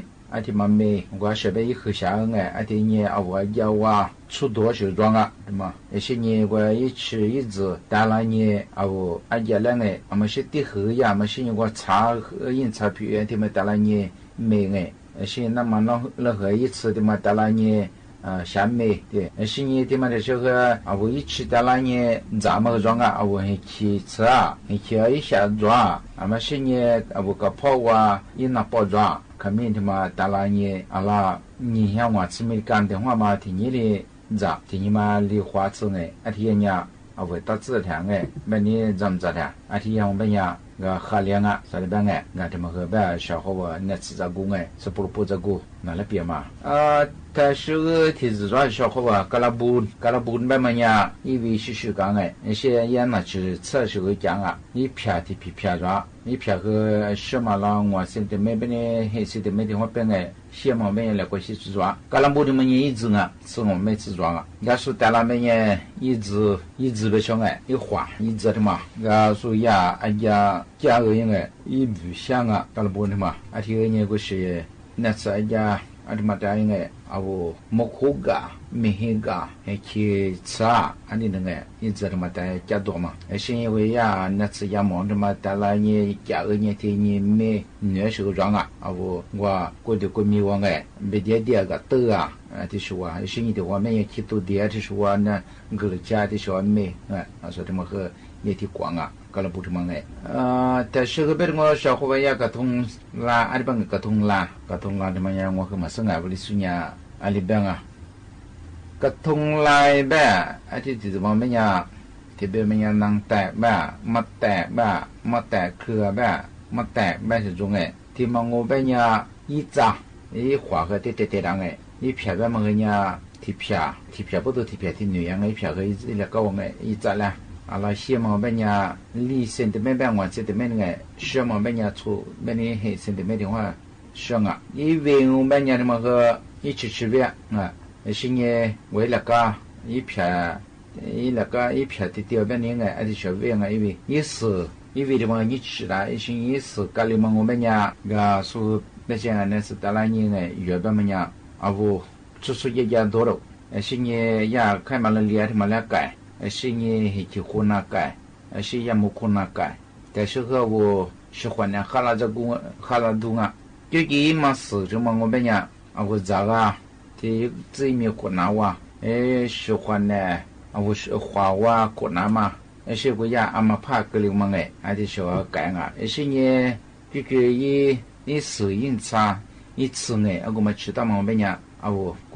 那边呀一直也这么搞动啊，是呢。我是我吃死了死他妈了命啊那他妈个司机呢吃着过哎小伙我拿来别么个吧小伙我说别么的哎我拿出来么呀那么的吃说么呢吃来了和还有个么当哎的我买我家个啊我们这么啊我也突然呀我呀还有也有啊个我呀了还有么别的芝麻我装我们呀我定都挂么呀可好哎那这么和小伙我来比个那个嘛。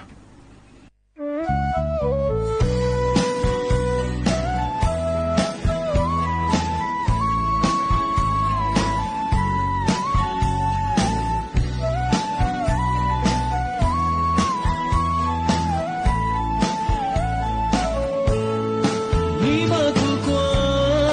拉拉你手，弄出面的我摸你手。Mira realilo llama hismo Roni shisu hikobu mine pushi mawate alibesu apuimo lalarasu Nima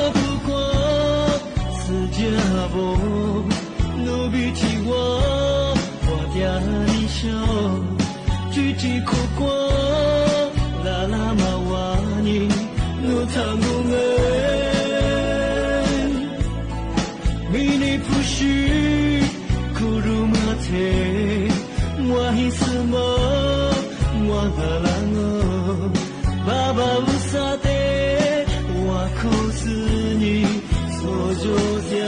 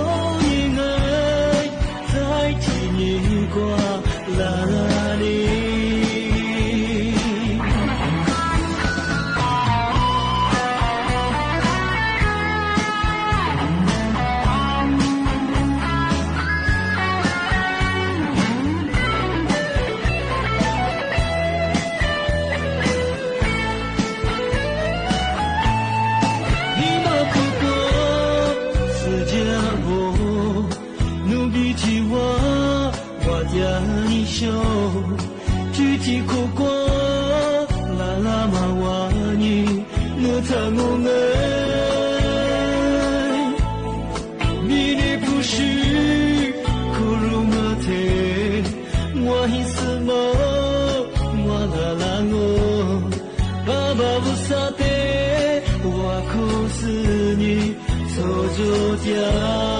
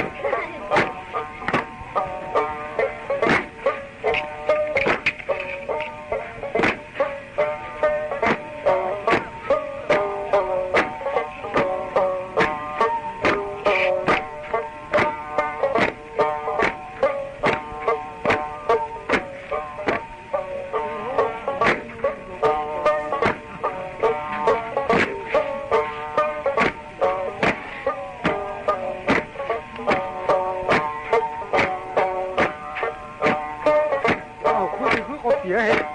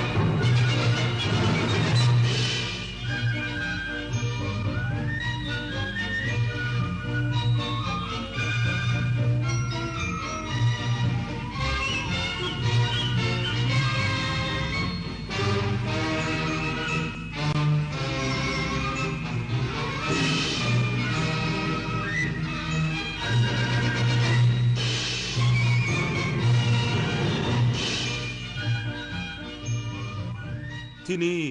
สถานีวิทยุกระจายเสียงแห่งประเทศไทยต่อไปเสนอข่าวซึ่งมีหัวข้อข่าวดังนี้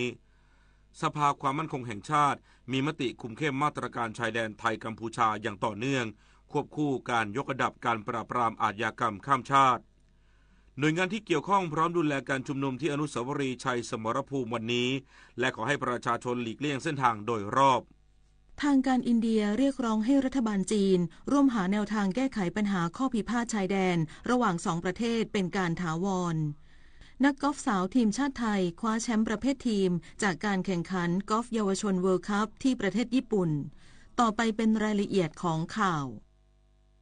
สภาความมั่นคงแห่งชาติมีมติคุมเข้มมาตรการชายแดนไทยกัมพูชาอย่างต่อเนื่องควบคู่การยกระดับการปราบปรามอาชญากรรมข้ามชาติและหาแนวทางบรรเทาความเดือดร้อนของประชาชนนายภูมิธรรมเวชยชัยรองนายกรัฐมนตรีและรัฐมนตรีว่าการกระทรวงกลาโหมเปิดเผยว่าที่ประชุมสภาความมั่นคงแห่งชาติหรือสมช.เมื่อวานนี้มีการพิจารณาทบทวนมาตรการต่างๆในการดูแลพื้นที่ชายแดนทั้งหมดรวมถึงปัญหาชายแดนไทยกัมพูชาซึ่งยังคงใช้มาตรการเดิมไม่มีการเปลี่ยนแปลงพร้อมยืนยันจะใช้สันติวิธีพยายามหลีกเลี่ยงผลกระทบไม่ให้ประชาชนสองฝ่ายได้รับความเดือดร้อนนอกจากนี้ยังมีมาตรการสนับสนุนเจรจาของทั้งสองฝ่ายส่วนการปิดจุดผ่านแดนยังอยู่ในขั้นที่1และ2คือการจำกัดเวลาเข้าออกและการอนุญาตตัวบุคคลแต่ให้เร่งประเมินผลการดำเนินมาตรการ Seal Stop Safe ที่ดำเนินการช่วง 3-4 เดือนที่ผ่านมาว่าควรคงมาตรการตัดน้ำตัดไฟฟ้าตัดสัญญาณอินเทอร์เน็ตหรือไม่เพราะขณะนี้ชายแดนส่วนที่เป็นปัญหาเริ่มลดน้อยลงแต่ยังคงต้องแก้ปัญหาสแกมเมอร์โดยมอบหมายให้ส่วนที่เกี่ยวข้องดำเนินการตั้งศูนย์ดูแลป้องกันสแกมเมอร์ในประเทศไทยแล้วก็ยืนยันว่าเราก็ได้มีการประเมินแล้วก็ทราบข่าวเนี่ยคิดว่าแนวโน้มมันน่าจะดีขึ้นเพราะนั้นเราถึงได้ระมัดระวังการใช้มาตรการต่างๆที่จะไม่เป็นการโหมให้การสถานการณ์มันลุกลามหรือบานปลายไปก็คิดว่าต้องใจเย็นนิดนึงแล้วก็เรายืนยันว่าเรายังรักษาเอกราชอธิปไตยของประเทศและผลประโยชน์แห่งชาติของประเทศไทยนะครับเพราะนั้นทุกอย่างเนี่ยเราก็ดำเนินการขณะนี้เราดำเนินการตามหลักสากลด้านนางมารตีณลิตาอันดาโมรองอธิบดีกรมสารนิเทศและรองโฆษกกระทรวงการต่างประเทศกล่าวว่า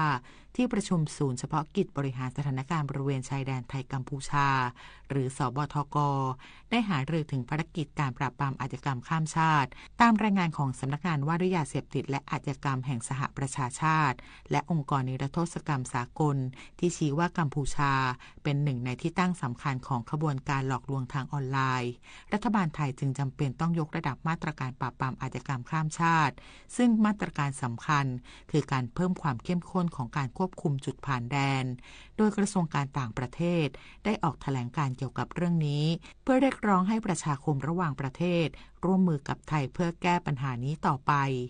ทั้งหมดนี้มาจากการที่รัฐบาลไทยให้ความสำคัญอย่างยิ่งกับประเด็นการปราบปรามอาชญากรรมข้ามชาติและหวังเป็นอย่างยิ่งว่าฝ่ายกัมพูชาจะร่วมมือกับฝ่ายไทยอย่างจริงจังและอย่างจริงใจในการขจัดเครือข่ายอาชญากรรมข้ามชาติเหล่านี้ให้หมดไปเพื่อลดความสูญเสียในชีวิตและทรัพย์สินและเสริมสร้างความปลอดภัยให้กับพี่น้องประชาชนทั้งสองฝ่ายส่วนพลเรือตรีสุรสารคงสิริโฆษกสบทก.ด้านความมั่นคงระบุว่านายกรัฐมนตรีสั่งการให้สบทก.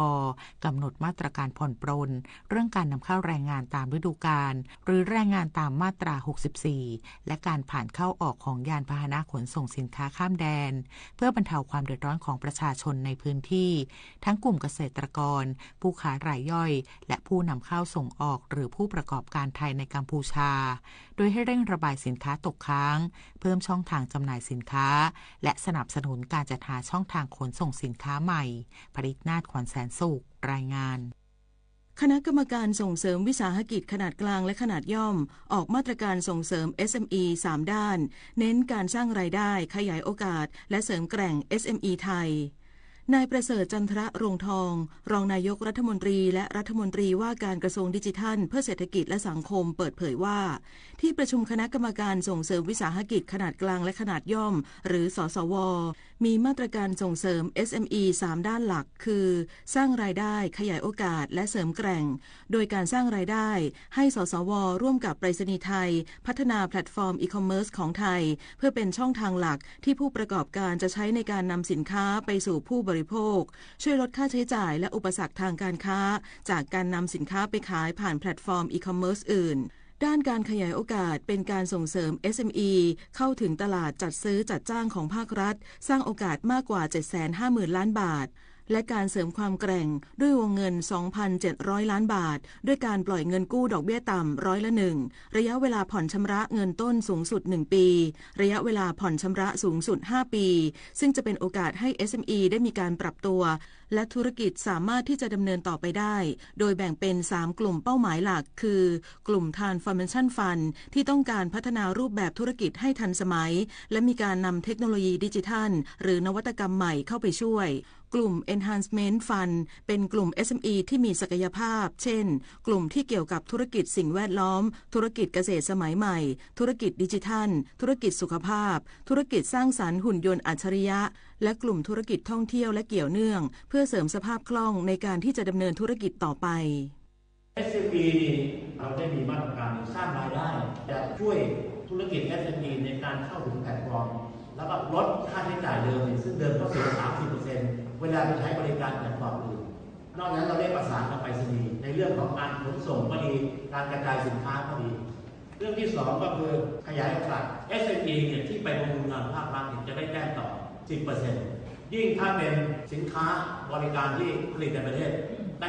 15% สุดท้ายก็คือได้อนุมัติวงเงิน 2,700 ล้านเนี่ยแบ่งเป็น3กลุ่มกลุ่มที่1ก็เรียกว่าธุรกิจ SME ที่ต้องการปรับเปลี่ยนโดยใช้เทคโนโลยีเข้ามาช่วยกลุ่มที่2ก็คือธุรกิจ SME ที่มีศักยภาพแล้วก็เป็นกรีนพวกเป็นมิตรกับสิ่งแวดล้อมหรือเกษตรสมัยใหม่สุดท้ายก็คือเรื่องท่องเที่ยวก็เป็นเรื่องที่ให้มีสภาพคล่องในการทำงานคณะกรรมการบริหารนโยบายพลังงานมีมติเห็นชอบตรึงราคาก๊าซหุงต้ม423 บาทต่อถัง15 กิโลกรัมต่อไปอีกจนถึงวันที่30 กันยายนนี้นายพีรพันธ์สาลีรัฐวิภาครองนายกรัฐมนตรีและรัฐมนตรีว่าการกระทรวงพลังงานเปิดเผยว่าที่ประชุมคณะกรรมการบริหารนโยบายพลังงานหรือกบง.มีมติเห็นชอบให้คงราคาขายส่งก๊าซปิโตรเลียมเหลว LPG หน้าโรงกลั่นที่ 20.9179 บาทต่อกิโลกรัมไม่รวมภาษีมูลค่าเพิ่มเพื่อให้ราคาขายปลีกก๊าซหุงต้มสำหรับถังขนาด15 กิโลกรัมอยู่ที่ประมาณ423 บาทโดยให้มีผลบังคับใช้ตั้งแต่วันที่1 กรกฎาคมถึง30 กันยายนนี้นอกจากนี้ที่ประชุมยังมอบหมายให้คณะกรรมการบริหารกองทุนน้ำมันเชื้อเพลิงบริหารจัดการเงินกองทุนให้สอดคล้องกับแนวทางการดูแลราคาก๊าซ LPG ต่อไปกรมการค้าต่างประเทศเตรียมแนวทางรับมือผลกระทบจากสงครามการค้าซึ่งอาจทำให้มีสินค้าทะลักเข้าไทยมากขึ้นเดินหน้าปกป้องผู้ประกอบการไทยนางอรดาเฟื่องทองอธิบดีกรมการค้าต่างประเทศเปิดเผยว่าจากการที่สหรัฐอเมริกาประกาศขึ้นภาษีอัตราต่างตอบแทนรวมถึงขึ้นภาษีกับสินค้าจากประเทศที่ส่งออกไปยังสหรัฐส่งผลให้ประเทศต่างๆอาจประสบปัญหาในการส่งออกมากขึ้นเนื่องจากราคาสินค้าที่สูงขึ้นจากการขึ้นภาษีทำให้ความสามารถในการแข่งขันลดลงอาจนำไปสู่ปัญหาสินค้าทะลักเนื่องจากผู้ส่งออกอาจหันไปส่งออกสินค้าผ่านประเทศที่3เพื่อหลีกเลี่ยงภาษีที่สูงขึ้นหรือสินค้าที่เคยส่งออกไปยังประเทศที่ถูกขึ้นภาษีอาจถูกระบายมายังประเทศอื่นแทนซึ่งกรมการค้าต่างประเทศมีแนวทางรับมือผลกระทบจากสงครามการค้าแล้วกรณีที่ผู้ผลิตในประเทศได้รับความเสียหายจากสินค้านำเข้าที่เพิ่มขึ้นอันเนื่องมาจากสถานการณ์เบี่ยงเบนทางการค้ากรมพัฒนาธุรกิจการค้าสามารถไต่สวนมาตรการปกป้องจากการนำสินค้าที่เพิ่มขึ้นซึ่งเป็นมาตรการที่ใช้เพื่อปกป้องอุตสาหกรรมภายในจากการทะลักของสินค้านำเข้าโดยการเรียกเก็บอากรเพิ่มเติมกับสินค้านำเข้าจากทุกประเทศทั่วโลกตามพระราชบัญญัติมาตรการป้องกันและนำเข้าสินค้าที่เพิ่มขึ้นพ.ศ. 2550 นอกจากนี้จะเร่งกระชับกระบวนการไต่สวนให้สั้นกว่าที่กฎหมายกำหนดโดยระหว่างกระบวนการไต่สวนสามารถใช้มาตรการชั่วคราวได้โดยสามารถใช้บังคับหลังจากเปิดไต่สวนได้เมื่อมีหลักฐานชัดแจ้งว่าการนำเข้าทำให้เกิดความเสียหายอย่างร้ายแรงเพื่อปกป้องความเสียหายเร่งด่วนและใช้บังคับไม่เกิน200วันรวมทั้งพัฒนาระบบ AI เพื่อใช้สนับสนุนกระบวนการไต่สวนของเจ้าหน้าที่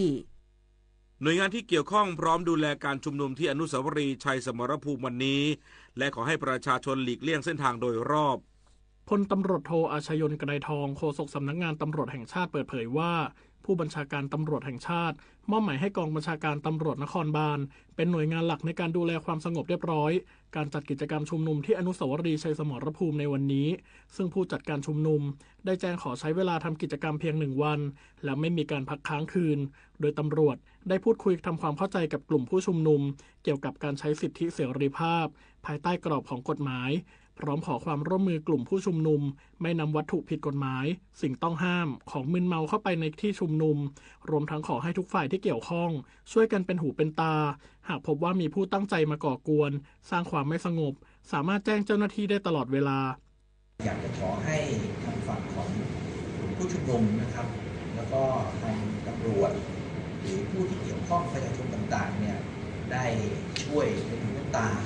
ได้ช่วยดูพฤติกรรมของคนที่จะมาเข้าร่วมชุมนุมถ้าเกิดว่ามีความตั้งใจที่จะมาก่อกวนหรือสร้างความไม่สงบเนี่ยให้แจ้งเจ้าหน้าที่ได้ตลอดเวลา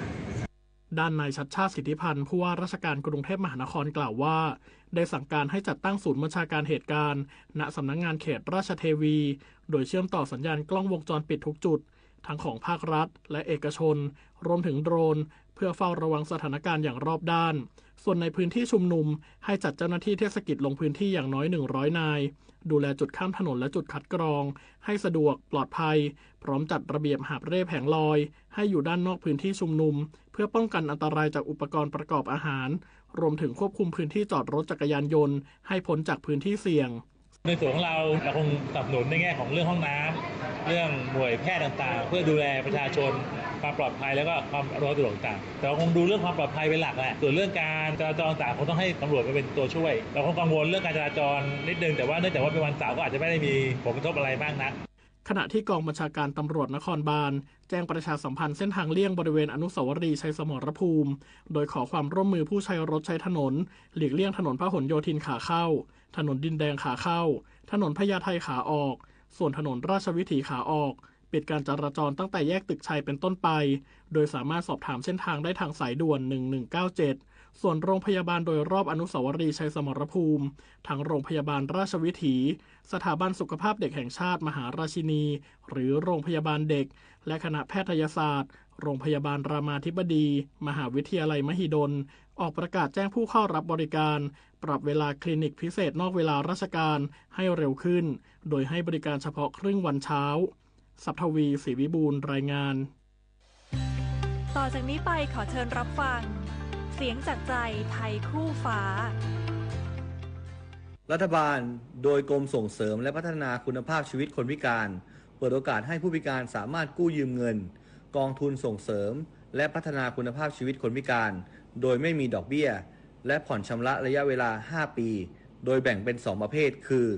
1. รายบุคคลรายละไม่เกิน 60,000 ถึง 120,000 บาทและ 2. รายกลุ่มละไม่เกิน1ล้านบาทเพื่อเป็นทุนในการประกอบอาชีพหรือขยายกิจการเพียงดำเนินการกู้ยืมเงินผ่านแอปพลิเคชัน Deaf Fund หรือยื่นคำร้องได้ที่เว็บไซต์ efund.dep.go.th มาตรการดังกล่าวจะเป็นกลไกสำคัญที่ช่วยเสริมโอกาสและสร้างความเสมอภาคทางเศรษฐกิจและสังคมให้กับประชาชนทุกคน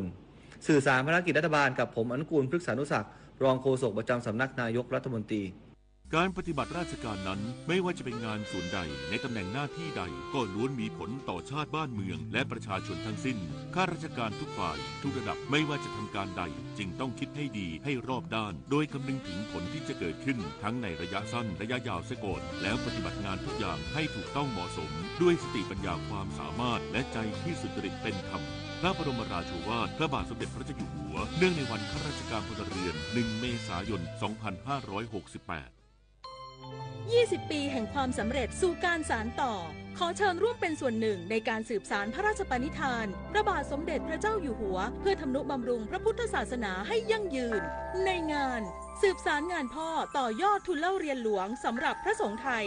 พบกับกิจกรรมเทศนาวาไรตี้เทศนาธรรม4ภาค4ภาษาถิ่นพระธรรมเทศนาปุจฉาวิสัชนาและการแสดงศิลปะวัฒนธรรม4ภาค 2-4 กรกฎาคมนี้ 7:30 น.เป็นต้นไปณพุทธมณฑลจังหวัดนครปฐม 7:15 น.ต่อไปรับฟังข่าวต่างประเทศครับกระทรวงกลาโหมของอินเดียเปิดเผยว่านายรัชนาถสิงห์รัฐมนตรีกลาโหมของอินเดียหารือกับนายตงจุนรัฐมนตรีกลาโหมของจีนนอกรอบการประชุมรัฐมนตรีกลาโหมขององค์การความร่วมมือเซี่ยงไฮ้ที่เมืองชิงเต่าของจีนโดยรัฐมนตรีกลาโหมของอินเดียเน้นย้ำถึงความจำเป็นที่ทั้งสองประเทศควรมองหาทางออกถาวรสำหรับข้อพิพาทชายแดนของทั้งสองประเทศที่ยืดเยื้อมานานหลายทศวรรษการปะทะกันอย่างรุนแรงระหว่างทหารทั้งสองฝ่ายในเดือนมิถุนายนปี 2563 ที่หุบเขากาวานทางตอนเหนือของอินเดียซึ่งทำให้ทหารอินเดียเสียชีวิต 20 นายและทหารจีนเสียชีวิต 4 นายนำไปสู่การเผชิญหน้าทางทหารโดยกองทัพทั้งสองฝ่ายส่งทหารหลายหมื่นนายไปประจำการในพื้นที่ดังกล่าวเจ้าหน้าที่ทหารระดับสูงของอิสราเอลเปิดเผยว่าอิสราเอลสังหารเจ้าหน้าที่ความมั่นคงระดับสูง30นายและนักวิทยาศาสตร์ด้านนิวเคลียร์อีก11คนของอิหร่านในระหว่างการโจมตีตอบโต้ทางอากาศกับอิหร่านระยะเวลา12วันพร้อมอ้างว่าอิสราเอลสร้างความเสียหายร้ายแรงต่อโครงสร้างพื้นฐานด้านนิวเคลียร์ของอิหร่านและยังทำลายระบบป้องกันทางอากาศรวมถึงความสามารถในการโจมตีตอบโต้ของอิหร่านด้านนายอิสราเอลแคชรัฐมนตรีกลาโหมของอิสราเอลสั่งการให้กองทัพวางแผนรักษาความได้เปรียบทางอากาศขัดขวางการพัฒนานิวเคลียร์และการผลิตขีปนาวุธของอิหร่านรวมถึงรับมือกับกลุ่มติดอาวุธที่อิหร่านให้การสนับสนุนทั้งนี้การตอบโต้ทางอากาศระหว่างอิหร่านกับอิสราเอลส่งผลให้ฝ่ายอิหร่านมีผู้เสียชีวิต627คนขณะที่อิสราเอลมีผู้เสียชีวิต28คนสำนักงานสถิติแห่งชาติของจีนเปิดเผยว่ารายได้รวมของภาคธุรกิจวัฒนธรรมและธุรกิจที่เกี่ยวข้องของจีนในปี 2567 ทำสถิติสูงสุดเป็นประวัติการณ์เพิ่มขึ้นร้อยละ 7.1 เมื่อเทียบกับปี 2566 โดยมีมูลค่ารวมกว่า19ล้านล้านหยวนหรือประมาณกว่า93ล้านล้านบาทนอกจากนี้รายงานดังกล่าวยังระบุว่าภาคส่วนอุตสาหกรรมหลักในด้านวัฒนธรรมของจีนมีรายได้เพิ่มขึ้นซึ่งภาคการผลิตอุปกรณ์ด้านวัฒนธรรมเติบโตสูงสุดที่ร้อยละ 11.2 ตามด้วยภาคบริการข่าวสารและข้อมูลที่ปรับตัวขึ้นร้อยละ 8.6 ขณะที่ภาคการสร้างสรรค์เนื้อหาด้านวัฒนธรรมเพิ่มขึ้นร้อยละ 8.4 และบริการออกแบบเชิงสร้างสรรค์เพิ่มขึ้นร้อยละ 7.2 เมื่อเทียบกับปี 2566สำนักข่าวต่างประเทศรายงานว่าสถาบันด้านดาราศาสตร์ของออสเตรเลียเข้าร่วมโครงการสำรวจมรดกแห่งอวกาศและเวลาซึ่งเป็นโครงการสำรวจท้องฟ้าที่ใหญ่ที่สุดในโลกหลังหอดูดาวเวราซีรูบินในชิลีเริ่มปฏิบัติการถ่ายภาพท้องฟ้าซีกโลกใต้ทั้งหมดทุกๆ 2-3 วันโดยจะเก็บข้อมูลดิบมากถึง20เทราไบต์ต่อวันด้านนายไซมอนโอทูนหัวหน้าฝ่ายข้อมูลและซอฟต์แวร์วิจัยของหน่วยทัศนศาสตร์และดาราศาสตร์ของออสเตรเลียระบุว่าเขารู้สึกตื่นเต้นกับการบันทึกภาพจักรวาลตั้งแต่การระเบิดของดวงดาวนิวตรอนที่ชนกันไปจนถึงหลุมดำที่รวมตัวกันต่อไปรับฟังข่าวกีฬาค่ะศึกกอล์ฟเยาวชนรายการใหญ่โตโยต้าจูเนียร์กอล์ฟเวิลด์คัพ 2025 ที่สนามกอล์ฟชูเกียวกอล์ฟคลับอิชิโนะครอสเมืองนาโกย่าประเทศญี่ปุ่นสมาคมกีฬากอล์ฟแห่งประเทศไทยส่งนักกอล์ฟ3คนประกอบด้วยกฤตติชัญญาก้าวพัฒนาสกุลปริมปราดนครและพิมพิสารับรองลงแข่งขันโดยวันสุดท้ายประเภททีมหญิงทีมนักกอล์ฟไทยรวมพลังคว้าแชมป์หลังวันสุดท้ายทำได้อีก3อันเดอร์พาร์สกอร์รวม24อันเดอร์พาร์แซงขึ้นคว้าแชมป์เฉินญี่ปุ่นอันดับ2ที่ทำได้23อันเดอร์พาร์ส่วนอันดับ3เป็นของทีมสหรัฐและอันดับ4แคนาดาส่วนบุคคลหญิงกฤตติชัญญาก้าวพัฒนาสกุลวันที่4ทำ2อันเดอร์พาร์สกอร์รวม11อันเดอร์พาร์คว้ารองแชมป์โดยแชมป์ได้แก่มามิกะชินชิของญี่ปุ่นชนะกฤตติชัญญาแค่2สโตรกด้านปริมปราดนครสกอร์รวม6อันเดอร์พาร์จบอันดับ6ร่วมและพิมพิสารับรองทำ4อันเดอร์พาร์อยู่ที่9โปรแกรมถัดไปสมาคมกีฬากอล์ฟเตรียมส่งนักกีฬา4คนได้แก่ธีรวุฒิบุญศรีศิวกรเกรียงไกรกฤตติชัญญาก้าวพัฒนาสกุลและปริมปราดนครไปร่วมการแข่งขันสิงคโปร์โอเพ่นเมเจอร์แชมเปี้ยนชิพ 2025 ระหว่างวันที่ 8-11 กรกฎาคมที่ประเทศสิงคโปร์กอล์ฟไทยซีเนียร์ทัวร์สนามที่ 3 รายการ Toyota Senior Championship เซนคัพ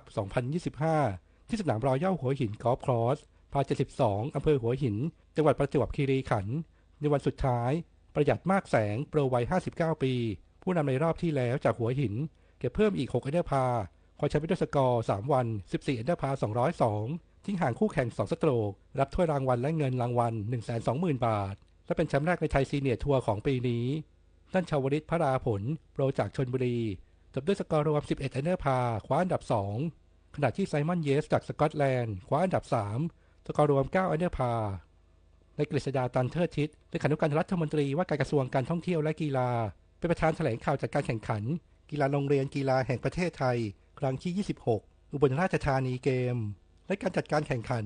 กีฬามหาวิทยาลัยการกีฬาแห่งชาติครั้งที่ 48 พละศึกษาเกมสำหรับการแข่งขันกีฬาโรงเรียนกีฬาแห่งประเทศไทยครั้งที่ 26 อุบลราชธานีเกมแต่ขึ้นภายใต้คำขวัญมิตรภาพและความสามัคคีระหว่างวันที่ 16-25 กรกฎาคมที่จังหวัดอุบลราชธานี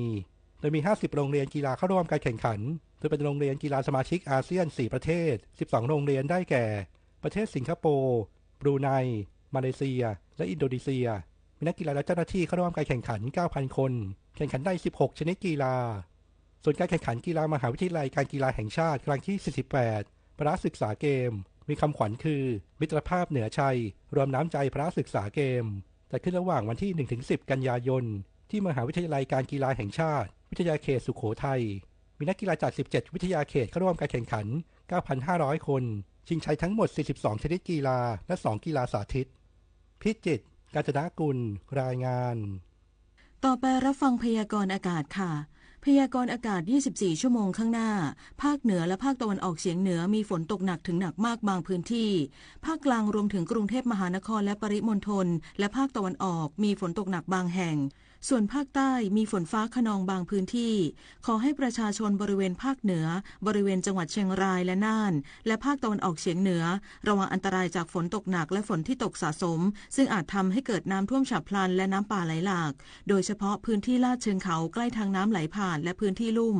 ทั้งนี้เนื่องจากร่องมรสุมพาดผ่านประเทศเมียนมาตอนบนและตอนบนของภาคเหนือเข้าสู่หย่อมความกดอากาศต่ำบริเวณประเทศลาวตอนบนและประเทศเวียดนามตอนบนประกอบกับมรสุมตะวันตกเฉียงใต้ที่พัดปกคลุมทะเลอันดามันประเทศไทยและอ่าวไทยมีกำลังปานกลางสำหรับคลื่นลมบริเวณทะเลอันดามันและอ่าวไทยมีกำลังปานกลางโดยทะเลอันดามันตอนบนมีคลื่นสูง 1-2 เมตรส่วนทะเลอันดามันตอนล่างและอ่าวไทยตอนบนมีคลื่นสูงประมาณ1 เมตรบริเวณที่มีฝนฟ้าคะนองคลื่นสูงมากกว่า2 เมตรขอให้ชาวเรือบริเวณทะเลอันดามันและอ่าวไทยเดินเรือด้วยความระมัดระวังและหลีกเลี่ยงการเดินเรือในบริเวณที่มีฝนฟ้าคะนองไว้ด้วยพยากรณ์อากาศตั้งแต่เช้าวันนี้จนถึงเช้าวันพรุ่งนี้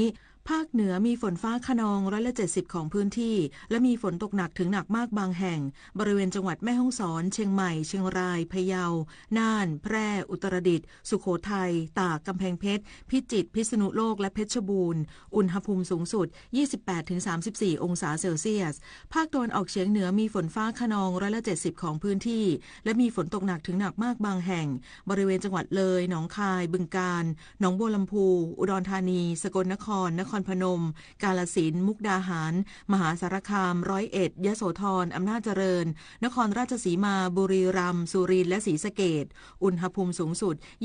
29-33 องศาเซลเซียสภาคกลางมีฝนฟ้าคะนอง60%ของพื้นที่และมีฝนตกหนักบางแห่งบริเวณจังหวัดนครสวรรค์อุทัยธานีชัยนาทลพบุรีสระบุรีกาญจนบุรีราชบุรีนครปฐมสมุทรสงครามและสมุทรสาครอุณหภูมิสูงสุด 31-35 องศาเซลเซียสภาคตะวันออกมีฝนฟ้าคะนอง60%ของพื้นที่และมีฝนตกหนักบางแห่งบริเวณจังหวัดนครนายกปราจีนบุรีฉะเชิงเทราสระแก้วระยองจันทบุรีและตราดอุณหภูมิสูงสุด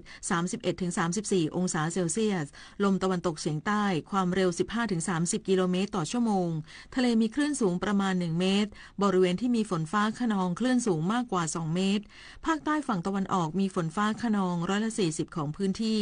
ส่วนมากบริเวณจังหวัด วัดเพชรบุรีประจวบคีรีขันธ์ชุมพรสุราษฎร์ธานีปัตตานียะลาและนราธิวาสอุณหภูมิสูงสุด 32-35 องศาเซลเซียสลมตะวันตกเฉียงใต้ความเร็ว 15-30 กิโลเมตรต่อชั่วโมงทะเลมีคลื่นสูงประมาณ1เมตรบริเวณที่มีฝนฟ้าคะนองคลื่นสูงมากกว่า2เมตรภาคใต้ฝั่งตะวันตกมีฝนฟ้าคะนอง30%ของพื้นที่ส่วนมากบริเวณจังหวัดระนองและพังงาอุณหภูมิสูงสุด 32-35 องศาเซลเซียสตั้งแต่จังหวัดภูเก็ตขึ้นมาลมตะวันตกเฉียงใต้ความเร็ว 15-35 กิโลเมตรต่อชั่วโมงทะเลมีคลื่นสูง 1-2 เมตรบริเวณที่มีฝนฟ้าคะนองคลื่นสูงมากกว่า2เมตรตั้งแต่จังหวัดกระบี่ลงไปลมตะวันตกเฉียงใต้ความเร็ว 15-30 กิโลเมตรต่อชั่วโมงทะเลมีคลื่นสูงประมาณ1เมตรบริเวณที่มีฝนฟ้าคะนองคลื่นสูงมากกว่า2เมตรกรุงเทพมหานครและปริมณฑลมีฝนฟ้าคะนอง70%ของพื้นที่และมีฝนตกหนักบางแห่งอุณหภูมิสูงสุด 32-34 องศาเซลเซียสสภาวะระดับน้ำในแม่น้ำเจ้าพระยาที่หน้ากองบัญชาการกองทัพเรือคำนวณโดยกรมอุทกศาสตร์กองทัพเรือวันนี้น้ำขึ้นเต็มที่เวลา 6:41 นาทีสูงกว่าระดับทะเลปานกลาง65เซนติเมตรน้ำลงเต็มที่เวลา 4:39 นาทีสูงกว่าระดับทะเลปานกลาง52เซนติเมตรวันนี้ที่ประภาคารกาญจนาภิเษกแหลมพรหมเทพจังหวัดภูเก็ตดวงอาทิตย์ตกเวลา 18:47 นาทีกรุงเทพมหานครดวงอาทิตย์ตกเวลา 18:49 นาที1 นาทีกับกปท.การขับรถในขณะง่วงนอนนั้นส่งผลต่อสมรรถภาพในการขับรถเท่ากับการเมาแล้วขับเพราะประสาทสัมผัสทุกอย่างช้าลงส่งผลต่อการตัดสินใจที่ผิดพลาดเนื่องจากการสั่งการของสมองไปยังกล้ามเนื้อช้าลงแตะเบรกได้ช้ากว่าปกติหรือหักรถหลบหลีกได้ช้ากว่าปกติด้วยถ้าผู้ขับขี่หลับในจะไม่สามารถควบคุมการขับรถได้ซึ่งอาการหลับในจะพบได้บ่อยเมื่อรถติดไฟแดงคนขับที่ง่วงมักจะขับรถชนท้ายรถคันอื่นหรือขับรถตกข้างทางสัญญาณเตือนอันตรายที่เป็นสัญญาณเตือนถึงอาการหลับในขณะขับรถนั้นคือผู้ขับขี่จะมีอาการหาวบ่อยหรือว่าหาวต่อเนื่องใจลอยไม่มีสมาธิเกิดอาการมึนลืมตาไม่ขึ้นมองเห็นภาพไม่ชัดและหนักศีรษะหากผู้ขับขี่มีอาการดังกล่าวควรจอดพักในที่ปลอดภัยค่ะด้วยความปรารถนาดีจากกรมประชาสัมพันธ์และกองทุนเพื่อความปลอดภัยในการใช้รถใช้ถนนกรมการขนส่งทางบกกระทรวงคมนาคมรู้รักภาษาไทยโดยความร่วมมือของสำนักงานราชบัณฑิตยสภาและกรมประชาสัมพันธ์วันนี้เสนอคำว่าเนยแข็ง